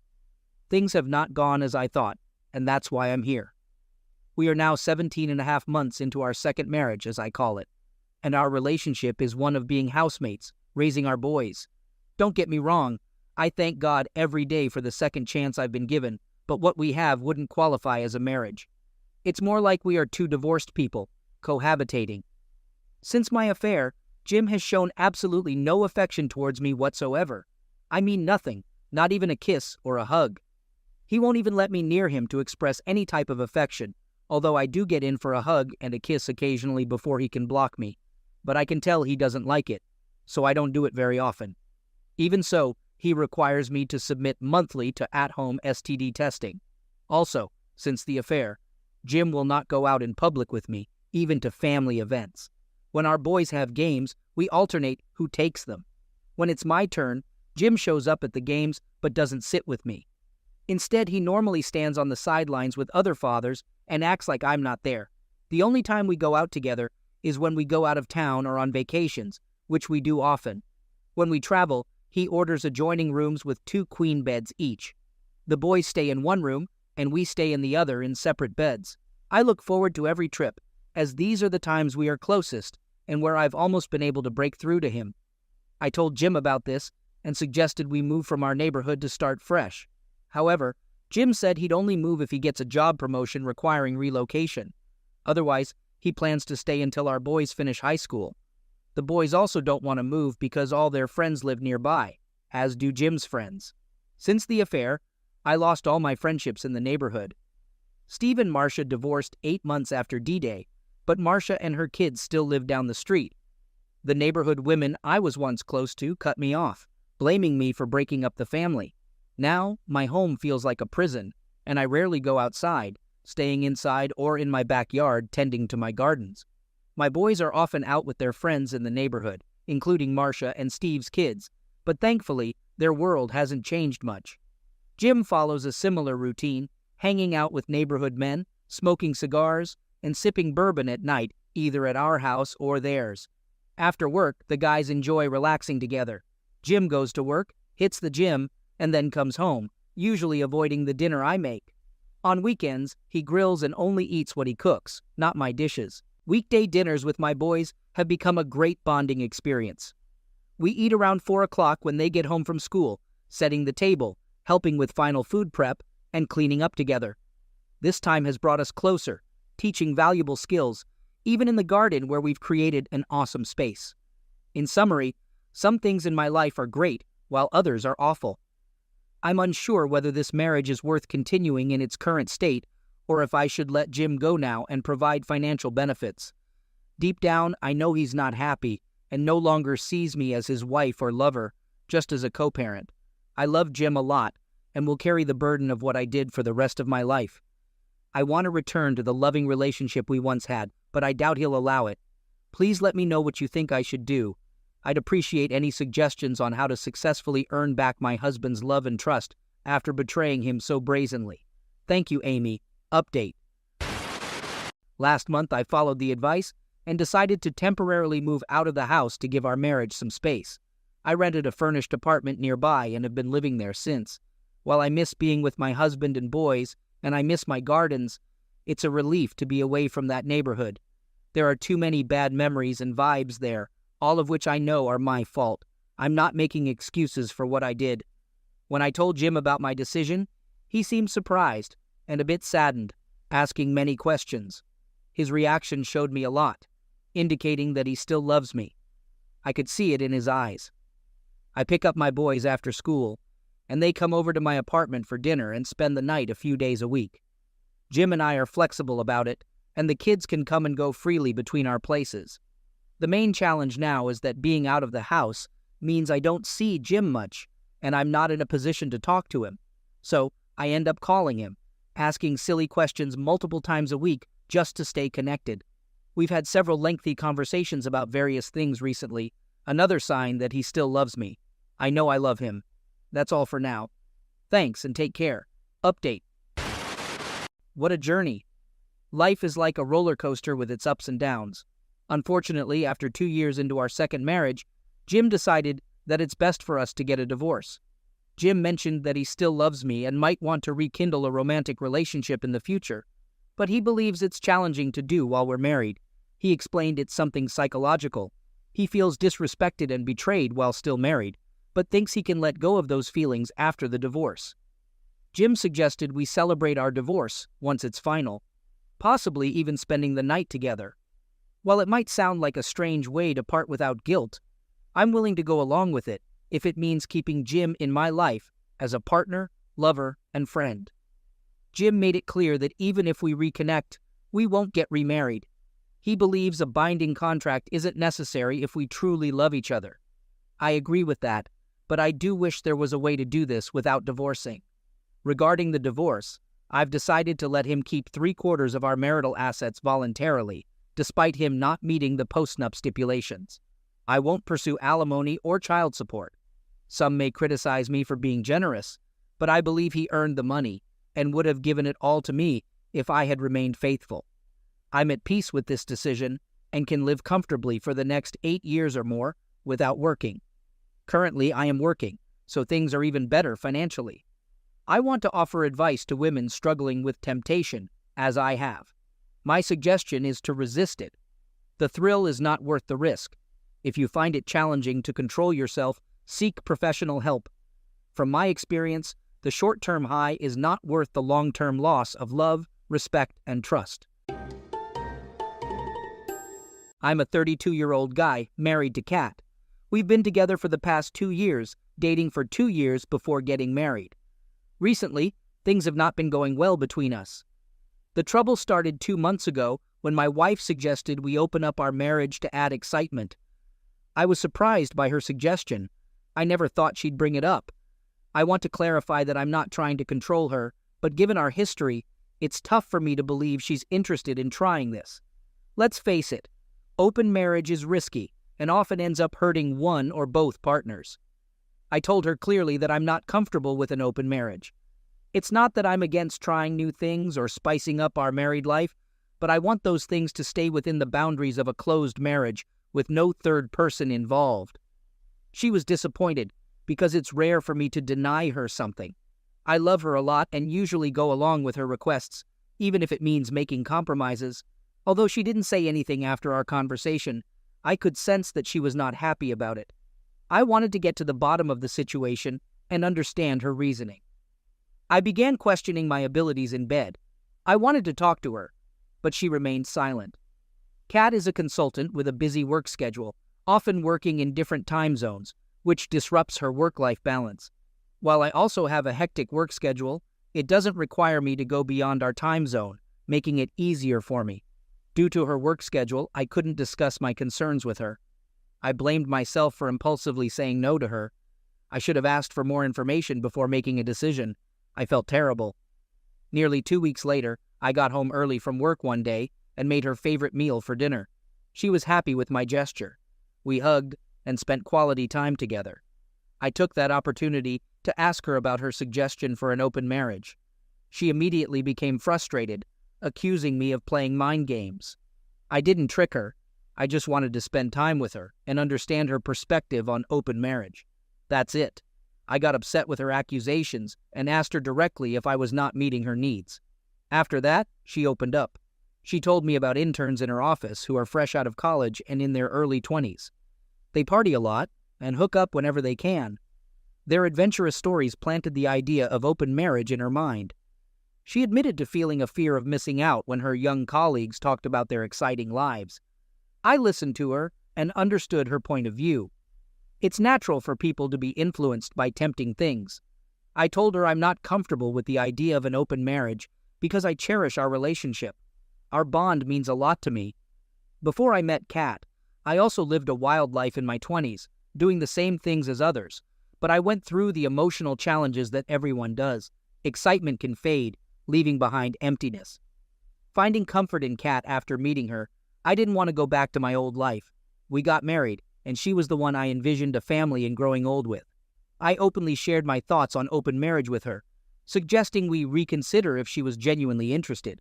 However, she immediately denied it, though she seemed to understand. I thought she agreed with my opinion during our conversation, but I was mistaken. Everything seemed normal for a few days, but after about a week, her behavior changed drastically. She started acting cold, attributing it to work stress. Recently, she's been behaving terribly, throwing tantrums over trivial things and mocking me as outdated. When I asked her about it, she explained that I'm too stubborn in sticking to my beliefs and not keeping up with trends. I questioned what she meant by following the trend, as I stay updated with fashion, music, and web series. I asked if my reluctance for an open marriage upset her, and she simply nodded, leaving me confused. Throughout this time, her work schedule became busier, with more late nights. Initially, it was only a few days a month, but now she's coming home late almost every other day, sometimes even at dawn. When I confronted her, she mentioned aiming for a promotion, proving her worth for the position. While I admire her ambition, I worry about the truth. Honestly, I'm hesitant to entertain negative thoughts or jump to conclusions. Yesterday, something happened that prompted me to share my feelings and seek advice from the community. I reached home earlier than usual and decided to prepare Kat's favorite lasagna for dinner. Despite her late-night plans, I wanted to surprise her. I messaged her, and she responded that she'd be late, maybe after midnight, dampening my enthusiasm. I spent the next hour playing video games, hungry, but wanting to have dinner with Kat. An urge led me to pick her up from the office, something I'd never done before unless we had plans after work. Thinking it would be a nice surprise, I rushed to her office, a standalone building easy to spot. Waiting outside for 30 to 45 minutes, it was 12:30 a.m., but there was no sign of Kat. Worried, I went upstairs to inquire at the reception. The office was still bustling with night shift employees, and the receptionist informed me that Kat had already left. I regretted the idea and drove back home, only to find she wasn't there either. Concerned for her safety, cheating was the last thing on my mind. I was more worried about her well-being.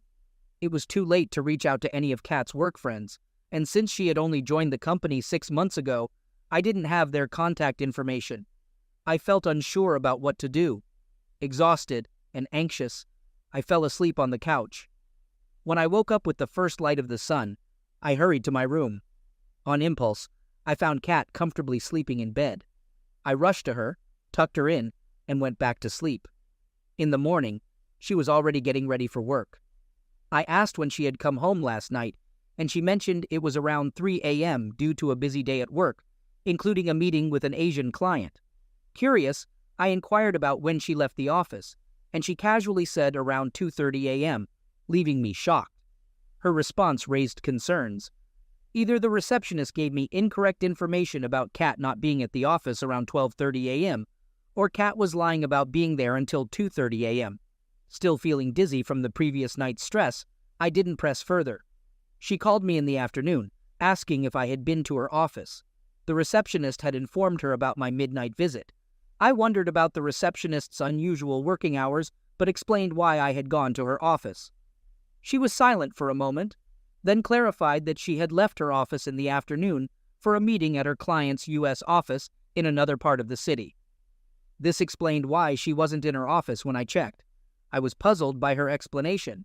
She elaborated that her client was an Asian company with a U.S. office, where she participated in Zoom calls with employees in the Asian time zone. Despite this being a common practice worldwide, I felt confused about my own situation. I'm at a loss and don't know what to do next. Should I wait for things to settle or confront Kat again with my doubts? I've confronted her multiple times in the past. Any suggestions or advice would be appreciated. Update. I received some shocking news. Please bear with me as I vent. I attempted various ways to access Kat's emails or her phone's password, but she kept it very private. I tried hard to come up with ideas to uncover the truth, but I didn't succeed. In the last 2 weeks, Kat continued to come home late from work, and we were both giving each other the cold shoulder with very few occasional and transactional conversations. 2 days ago, she was talking to her mom, who has been dealing with kidney problems for the past few years, and her recent blood test results were not good. While she was on the bed talking to her mom, I, out of concern, took her phone to check on her mom while she narrated her tiresome routine of tests and medicine. Something clicked in my head. I peeked at the unlocked phone screen with chat notifications. I got up, walked into the room while talking to her mom, casually entered the washroom while on the phone, and locked the door. I put the phone on speaker, pretended to listen, and read the messages through the notification. The notification revealed that Kat was supposed to meet someone that day for a fun ride. I opened her social media messages, and you were right. She was having an affair. She was involved with these inexperienced coworkers. After a couple of minutes, she realized I took her phone into the washroom, and she started knocking on the door to get it back. I didn't have enough time to read all the conversations, so I quickly scanned her gallery for concrete proof. The gallery was filled with explicit pictures of my beautiful wife in compromising positions with her coworkers. I emailed those pictures to myself and deleted the history. She's cheating on me with multiple colleagues. I felt so sick that I wanted to throw up. Meanwhile, my wife kept knocking on the door, asking for her phone back. I couldn't stand to hear her nagging voice. I unlocked the door, swiftly handed her the phone, and locked the washroom again. Initially, I wanted to rush out and confront her right away, but instead, I calmed myself down and let the anger pass. The chat notifications contained details about the location and the time they were supposed to meet that day. Leaving the washroom, I grabbed the car keys and drove to that location. While leaving the house, she faintly called my name, but I didn't bother to turn back.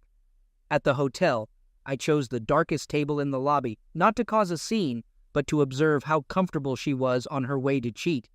She was supposed to be there at 5 p.m., and I arrived at 3, downing countless shots by 5. I had initially hoped to confront her at home, but God knows what I was thinking. Maybe too numb and unready for a face-off, not even in the lobby. By 6, she didn't show up. I thought she might have sensed my presence and changed the location.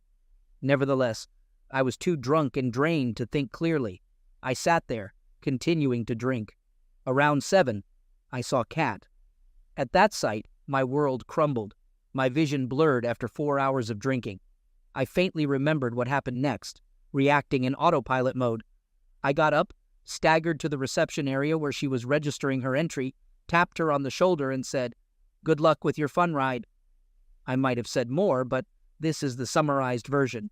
She held my hand, attempting to explain, but I don't recall her words. I do remember shrugging her off, freeing my arms from her grasp, and storming out of the hotel. I hailed a cab to my friend's place and passed out at his door. The next thing I remember is waking up on my friend's couch yesterday afternoon. I slept for 16 hours straight. It was Sunday afternoon. My friend Lee made me some lunch along with fresh lemonade. I poured out my entire story to him. He advised me to freeze joint accounts, change passwords, and get an STD check immediately. For someone betrayed so badly, money and all these privacy checks were the least of my concerns. I reached out to my dead phone, plugged it in, and switched it on. The screen flooded with notifications, 100+ missed calls, 50+ voicemails, and countless pleading messages. I ignored it all. After a few minutes, calls and messages from her started again. I blocked her on all platforms. I felt so disgusted that I didn't even read her messages and emails completely. Today is Monday. I've called in sick for the next few days at my office. I don't know how to deal with this. I've been drinking heavily and want to run away from all of this. I don't know what to do now. My friend is searching for some of the best lawyers in the vicinity. Update. I recommended securing our shared accounts, changing passwords for sensitive information, and getting tested for STDs. Thankfully, the test results were negative. Lee assisted me in finding a lawyer, and I shared all the pictures from Kat's phone with him. I temporarily settled with Lee until the divorce is finalized, which worked out well since he needed a roommate. Throughout this time, Kat has been trying to reach me, pleading for us to get back together and start anew. She also contacted Lee, asking for his help in reconciling our marriage. According to her, the hookups were meaningless, and she was just exploring her desires, wanting to feel attractive. I'm uncertain about these Gen Z concepts of desirability and whether the whole idea is genuine or not. A few days after my last update, I sent Lee to my house with keys to collect my belongings, hoping Kat would be at the office on a regular workday. However, Lee found her at home, where she broke down and sought his help. Lee was clever enough to inform her that I was staying in a hotel, not at his place, to avoid any potential drama. Kat informed Lee that she had quit her job, revealing that it all began when interns at work started flirting with her. They made her feel desired and beautiful again, leading her to try various experiences, including illicit ones. Initially, it was a one-time thing, but she later became dependent on the thrill. Since the interns didn't make enough money, they relied on Kat to cover their expenses. She eventually realized they were taking advantage of her financially, but by then, she was already immersed in that lifestyle. When Lee questioned why she didn't confess earlier, Kat claimed she had spoken to me about opening up the marriage due to guilt. However, my refusal to agree prevented her from confessing anything to me. I find it confusing. What's the point of asking for an open marriage after cheating on me? Kat is resisting signing the divorce papers and blaming me for motivating her one-night stands, but she can't provide evidence for her false claims. Now she's seeking alimony, citing mental distress caused by the divorce. If anyone deserves compensation, it's me, as I had to endure the terrible feelings of betrayal. Later that month, Kat's sister, Amy, name changed, contacted me, pleading for reconciliation. She shared how Kat is going through tough times, leading to severe depression due to the interns damaging her reputation at the office. They circulated compromising pictures of Kat having fun with them to other senior employees, mocking her as an easy target. This gossip made her the center of attention at the office, forcing her to leave. Senior employees spread the gossip outside the office network, making it difficult for Kat to get referrals. I reminded Amy that Kat chose to leave our stable married life for a thrilling experience, and now she has to face the consequences. Anyways, I'm moving forward with my life. I've kept my drinking habits in check, focused on working out, eating healthy, and staying busy at work. The divorce proceedings are ongoing despite Kat's resistance. It got delayed, but my lawyer assures me that it will wrap up soon.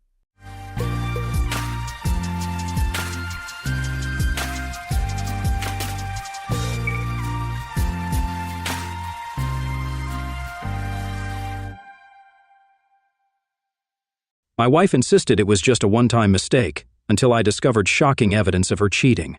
Let's start with D-Day in the spring of 2017, when my wife and I were around 30 years old and had been together since our college days. We also had a child in elementary school. Initially, I suspected my wife of having an affair, but when I expressed my concerns, she immediately denied it. Over time, my fears were confirmed, and I confronted her with evidence. Despite her persistent denial, she eventually confessed, crying and asking for forgiveness. At that point, I felt like demanding her immediate departure and starting the divorce process. It's crucial to share how the events leading to the revelation of her infidelity unfolded. Even though it didn't involve physical closeness, plans for an unfaithful meeting were already in place. A few months before that crucial day, I noticed my wife using her phone more cautiously. She would turn away when using it and quickly put it away when I entered the room. She even took it to the bath or shower, which seemed strange. But I didn't think much of it at first. One incident caught my attention. We used to freely share our phones, but the day I wanted her number to find a new restaurant, something seemed off. I suggested going to a new restaurant, but my phone was charging. Curiosity got the better of me, and I asked for her phone number. When she asked why, I explained, but she held onto her phone while showing me the menu. This, along with other behaviors, raised my suspicions. After pondering for days, I finally asked her directly if something was going on with someone else. She reassured me, citing a friend's personal issue and the need for privacy. Despite her reassurances, an uneasy feeling persisted. Despite my efforts, the discomfort lingered, suggesting more to the situation. The suspicious behavior appeared to stop, or so I thought. Then, a significant incident occurred, further confirming my suspicions. Approaching this delicately, one afternoon during an intimate moment, she reached for her phone, expressing a desire to record the process on video. This was unusual, as she usually felt insecure around cameras. Curiosity got the better of me, and I asked about the purpose. A little embarrassed, she said she wanted to observe herself. Seeing this new, adventurous side, I agreed. She set up a camera, filming herself on a self-camera, capturing every detail of her intense engagement. I was pleasantly surprised by her active participation, as she usually did this only at my request. But this time she readily agreed, without taking her eyes off the camera, radiating captivating enthusiasm. The sounds she made added to the intensity of the situation and captivated me. When the performance reached its peak, she went further, showcasing the achievement in front of the camera. I regret acknowledging the future importance of this video, but it's definitely significant.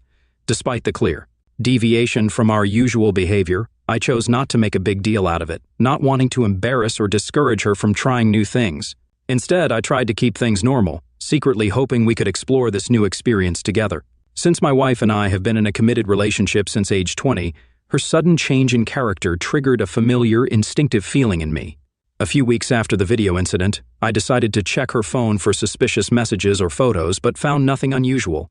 Later, I remembered we used the backup function together, saving pictures automatically to Google Photos. Realizing this, I logged into my laptop using her credentials for further investigation. When checking her email, everything seemed normal until I found a large collection of candid photos and videos taken by her about 4 months ago. They weren't meant for me, and she had deleted them from her phone but forgot to delete them from the backup. Curiosity got the best of me, and I decided to continue searching by opening the video camera on her phone and scrolling through the discovered content. Before talking to her, I chose to rewrite this material in case she remembered and erased it. I kept this information for several days, trying to handle it with understanding and considering possible explanations for its presence. At that time, OnlyFans wasn't popular, so I initially thought she might post explicit materials online, but that would be out of character for her. I emphasized that she's always been reserved. I couldn't to imagine how this could be explained other than a romantic relationship with someone else. Again, I expressed my suspicions to her, mentioning something was off but refrained from revealing the facts I discovered, hoping for an explanation that would dispel my doubts. In response, she seemed slightly offended, reminding us that we already discussed this issue and denying any relationship with another man. There was no admission of guilt. I asked her again if she needed to share something or speak out, and again she refused. Before this conversation, I got access to her Google account again, so I presented her with all the information I gathered and demanded an explanation about the contents of her Google account. Her initial reaction was surprised, but she quickly composed herself. She accused me of ruining an unexpected anniversary gift she had planned for me. Knowing that we both travel a lot, she wanted to give me something interesting for our time apart, but I remained skeptical and decided to play a bluff. I told her I had access not only to her Google account, hoping this would make her confess the truth.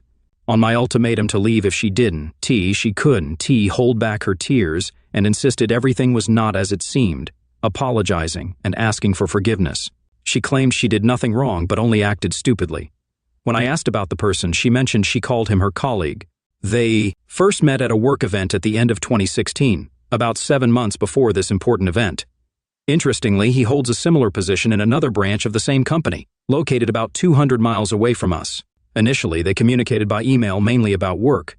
After exchanging numbers, she emphasized that given his extensive experience in this position, her only intention was to get professional advice and share tips. It was her recent promotion to a similar position that triggered more personal topics in their conversation, and he began to flirt, to which she willingly reciprocated. Realizing the need for privacy, he suggested moving their communication to an encrypted messaging app. From my perspective, this man seemed to have a tendency to pursue married women, which was unpleasant to me. The initial messages were deleted, so I never saw them, but the rest of their conversation was saved in the messaging app they used. When I said I wanted to watch, she resisted and tried to talk me out of it emotionally. At the same time, I reminded her that I was ready to leave if she wasn't completely honest with me. Eventually, she reluctantly opened the app and handed it to me, curling up with her head in her lap. The content of the messages was explicit, filled with provocative photos and videos.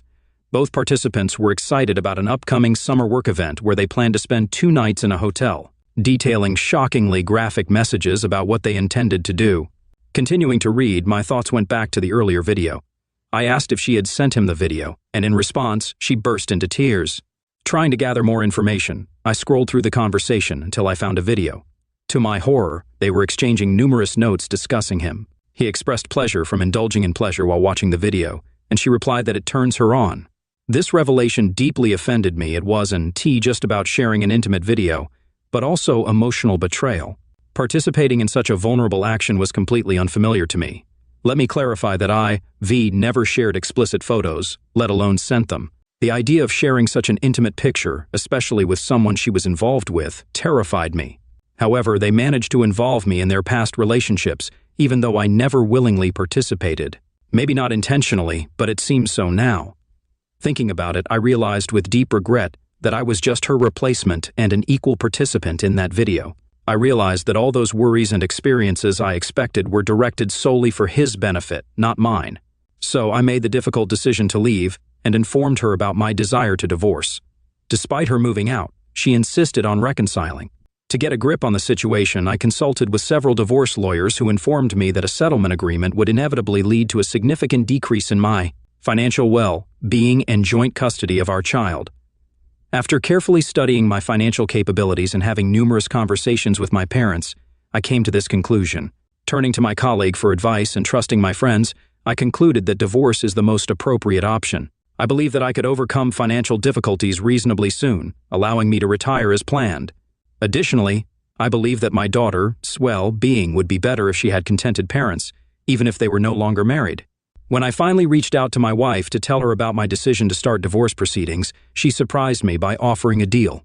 She suggested a year-long trial separation, during which we would have time to cool down and restore the relationship. After seeking advice from a marriage counselor, I reconsidered the situation. If I chose to move on, the consultant would be ready to facilitate the divorce process, providing equal custody of the child and a more favorable distribution of property. After careful consideration, I agreed to this decision. I made it clear to my wife that I intended to approach our separation as if I were single. Given the length of our relationship and my limited experience when we first started dating, I felt that I needed to gain more life experience to make an informed decision about our future. I expressed my dissatisfaction with her behavior and made it clear that if she considered it unfair or felt uncomfortable in such an unequal position, then we could think about divorce. Although it was unpleasant for her, she understood my point of view and eventually agreed. Soon after, I started dating other women, including a romantic relationship with a woman I met at the gym that lasted several months. It seems that my wife doubted the sincerity of our relationship. She didn't. T handled the situation properly. During our first marriage consultation, we introduced ourselves and discussed our circumstances. The marriage counselor asked about my dating status, to which I replied affirmatively. In response, my wife made the following remark: Don, T see the point in us going through this if you re-dating other women. After the session, I agreed with her opinion and expressed the belief that marriage counseling might not be a useful idea. She subsequently apologized and retracted her words. I told her we could revisit the idea later. Over the next few months, she periodically, often late at night, sent me messages asking why I had treated her this way and whether I had not punished her properly. After about a year and a half, I began to consider the possibility of reconciliation. We successfully engaged in CO, parenting, and spent time with our daughter as one family. Besides, the dates were incredibly dull. Perhaps it was premature, but disappointment overwhelmed me. After numerous dates and even second and third dates, I realized that I couldn't imagine anything more than casual relationships with the women I dated. As a result, having been divorced for more than a year, I decided to end my dating. This choice allowed me to spend more time reconnecting with my wife. In early 2019, I asked her to move in with us to rebuild our family, bringing great joy to my daughter. Our relationship restoration centered around our shared commitment to raising our child. As a mother, I trust her implicitly. She is excellent, and I have full confidence in her ability to make sensible financial and medical decisions on my behalf if needed. However, our romantic love hasn't rekindled, and unfortunately, I no longer feel a deep sense of gratitude for having her in my life.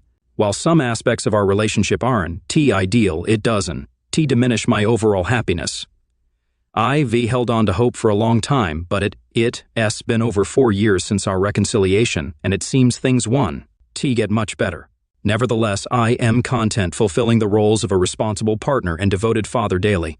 This used to suit me well, but recent events brought discord into our relationship, leaving me feeling depressed and lost. After the betrayal, I am really counting on the support of others. My best friend and I have been inseparable since our teenage years, attending all significant events together, from proms to weddings, and even the birth of our children. Despite the busy life, we managed to find time for joint sports several times a week.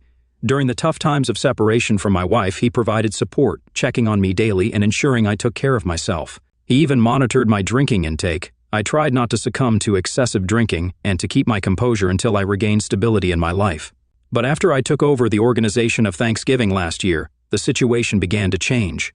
He became distant, often canceled our classes at the gym, and generally avoided communication. At first, I attributed this behavior to being busy during the holiday season, given the family and work responsibilities that usually consume all of us at this time. From time to time, I contacted him by SMS to find out how he was doing, but his answers usually came down to short messages or a simple thumbs up emoji. I didn't attach much importance to this. Perhaps he just needed personal space. I tried to communicate with him and convince him of my sincere care and support, but in January, my wife confronted me with the fact that I had not informed her about the divorce of my closest friend and his wife. I was completely unaware of the situation she was talking about.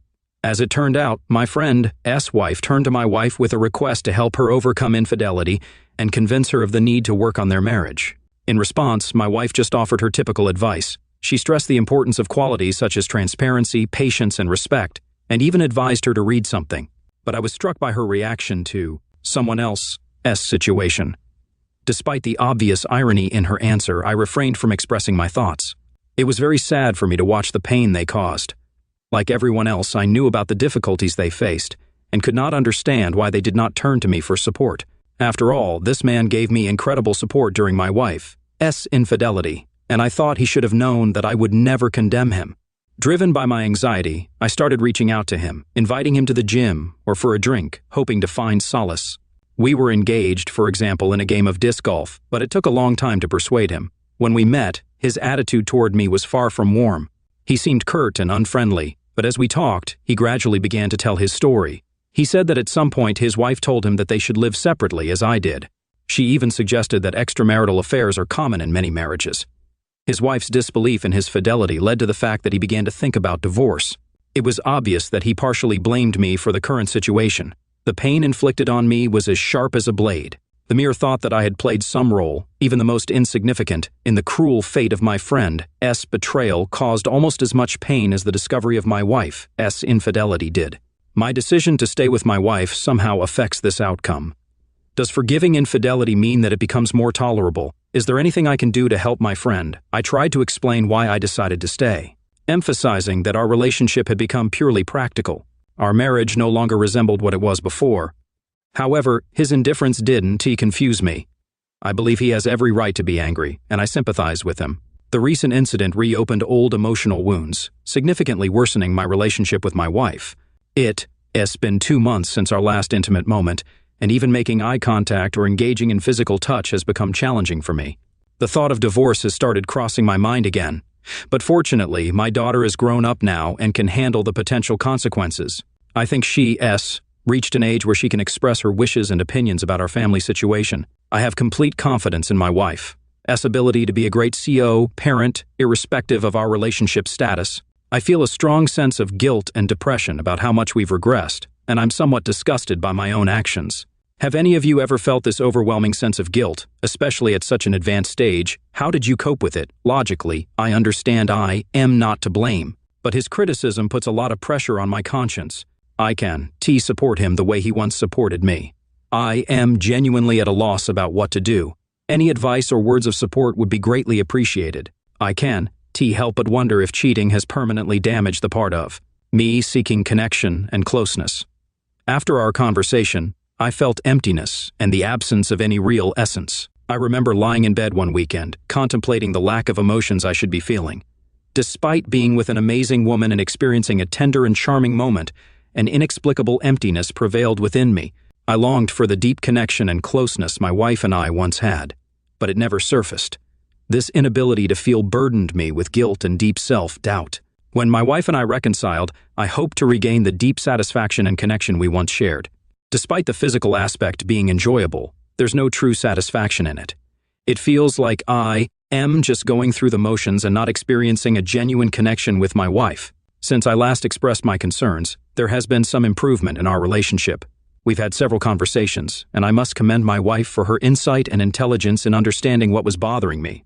I questioned why she felt entitled to condemn my friend, S' wife, for behaving similarly to herself. She adamantly denied the similarity, claiming Mike S' wife had repeatedly cheated while she had never done so. It was clear she had convinced herself she never intended to cheat with a third person. I reminded her of our previous conversations, to which she replied something like this: I made a big mistake and allowed myself to get carried away by the moment, even though I had no intention of doing anything. She just doesn't get it, or maybe I don't understand it. On one hand, I recognize our situation could have been worse, but on the other, the guilt still weighs on me. At least we're communicating now.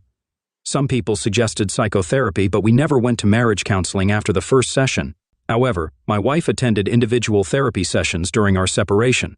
My family has faced challenges with mental health treatment, and my grandmother's mistreatment by mental health professionals during a less understanding era left a lasting impact on our perception.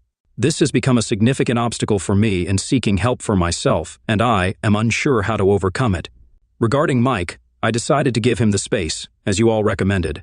I reached out to him through text, expressing my support, apologizing for his current difficulties, and assuring him of my presence and support. In response, he gave me a thumbs up, indicating he needed my help. I can help but feel sorry for him and would like to offer support. I am grateful to all of you for being an umbrella for me, because I can share these things with anyone in my life. They either condemn me or condemn my wife, which isn't good for anyone. I would greatly appreciate any advice or words of support. On another note, tonight was an unexpected development. For the first time since the new year and the incident with Mike and his wife, after finishing work she drank several glasses of wine. From the start, she exuded undeniable beauty that has always captivated me. Lately, my desire for physical release has been increasing rapidly, complicating matters. Her infidelity revealed that I am not an integral part of her past life. Perhaps I am just a preference, not an absolute necessity, meaning if I can satisfy her desires, someone else undoubtedly will. There was no tenderness or closeness in this meeting, just dark, desperate, and even primal energy. As soon as she reached the end, the immediate desire was to take a shower, which I did. Unfortunately, her feelings were hurt, and they would have been hurt even more if I had rejected her. I am not sure this outcome can be considered a victory for me. I apologize for clouding the mood, but I am deeply disappointed in myself and our situation now. Sharing my thoughts here brings me some comfort. Growing up, my father instilled in me that a man should silently cope with his problems and fulfill his duties, as no one cares about our emotional well-being. We are valued only for our usefulness. Perhaps it's not surprising he passed away at such a young age. After the incident I described, an awkward tension lingered in our family. To avoid this discomfort, I intentionally kept my presence to a minimum, thanks to my daily routine, including work and gym classes. Additionally, my daughter and I found solace in our shared passion for Brazilian Jiu-Jitsu, spending a significant amount of time together in the gym, where events were held every evening on weekdays and Sunday afternoons. In early February, news of my mother's sister's passing reached us. She lived in a neighboring state and left behind cherished family photos, looms, and personal belongings important to my mother. Without hesitation, I offered to make the trip to pick up these valuable items.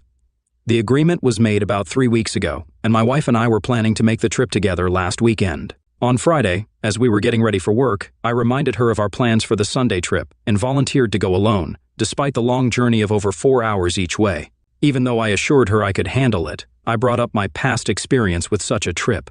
She expressed a desire to go, but I convinced her everything was fine and suggested she probably had more interesting ways to spend Sunday. Yet she insisted on accompanying me and said she didn't mind coming along. I stressed that I wanted her to join me, but emphasized it was ultimately her decision whether to stay home or join the trip. In response, I made it clear I wanted her to come with me. I didn't want her to go, not because I didn't want her to, but because I understood it would be an unpleasant experience for her. So on Sunday morning, I woke up early, ensuring my mother could take care of our daughter for the whole day. Once everything was settled, I returned home for my wife, ready to hit the road. The first hour of the ride passed in silence, as she had just woken up and liked to talk in the morning.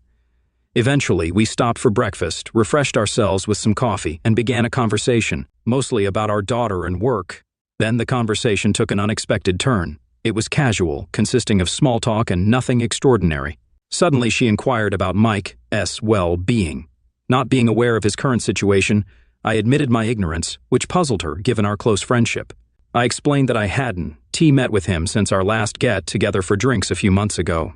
Perplexed, she asked if there was any specific incident causing our separation. I clarified that it was simply both of us being busy with our lives, making communication difficult.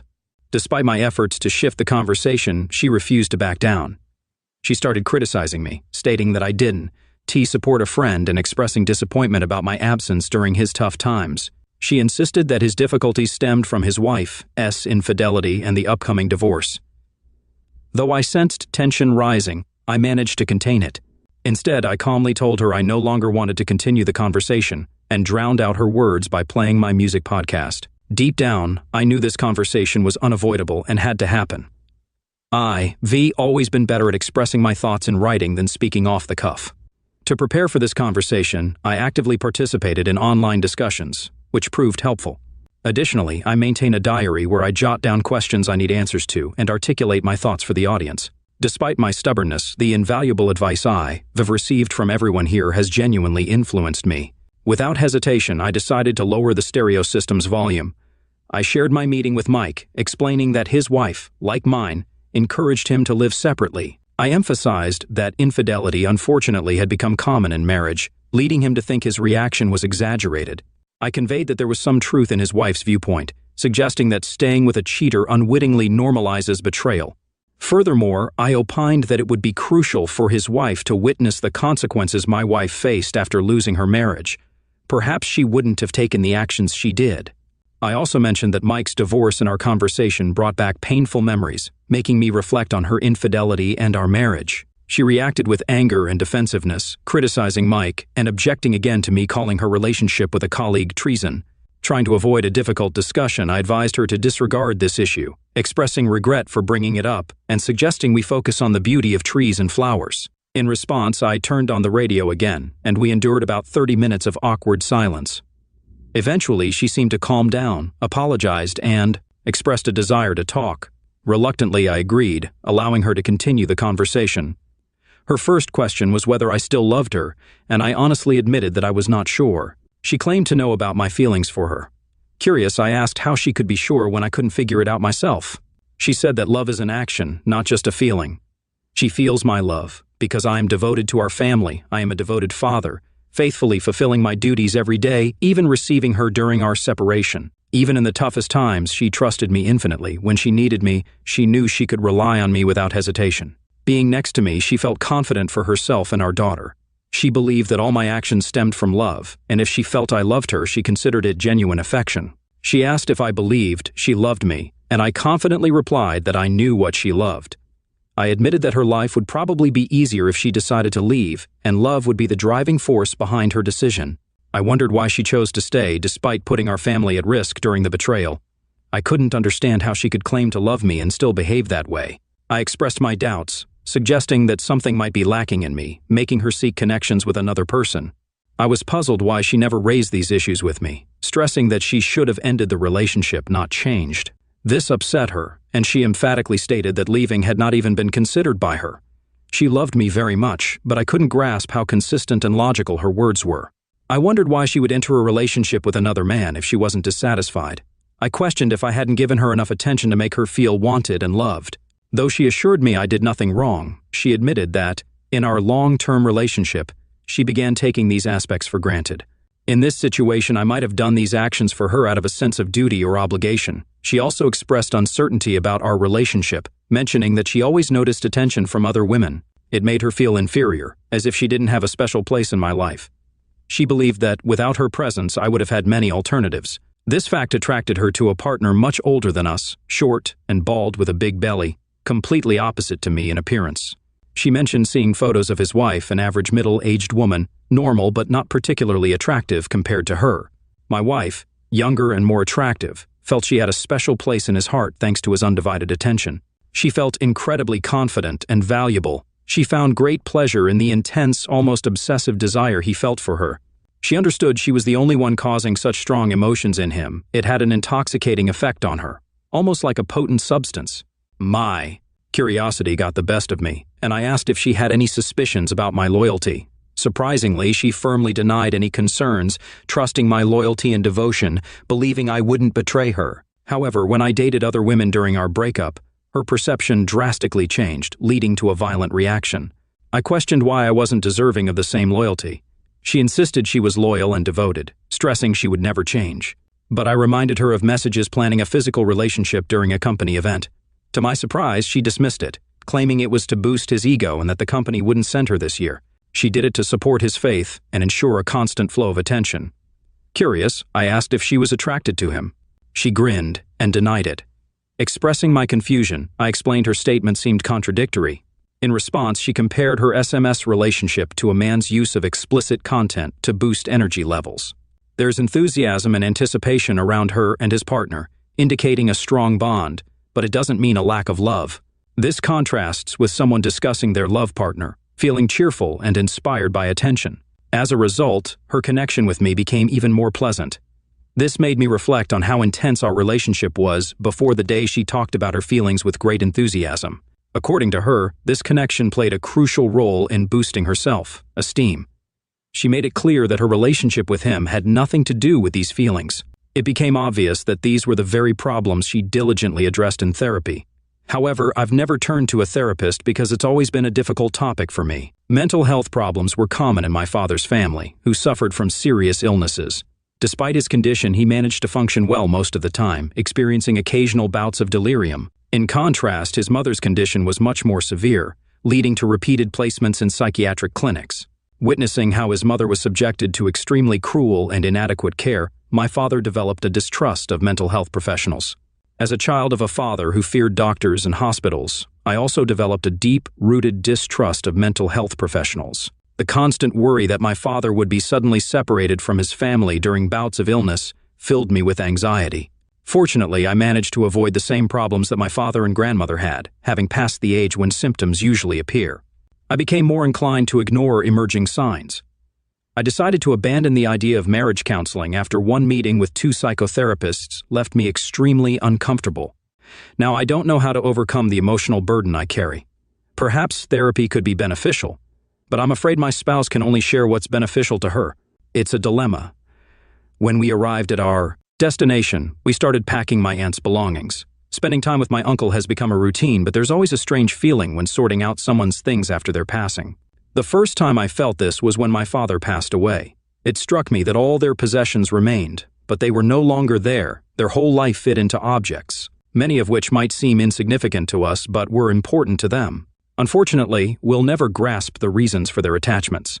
In a somber atmosphere, we returned home, reflecting on the challenging process of sorting out my aunt's things. Going over our detailed conversation, feeling its weight, exhausted by the long day, we delved into our relationship and contemplated seeking marriage counseling. Despite my doubts, I promised her to seriously consider this idea. I'm unsure how to interpret the details of her affair and the person involved. Should I trust her story, and even if I do, will it bring me any comfort or upset me more? I'm not sure yet.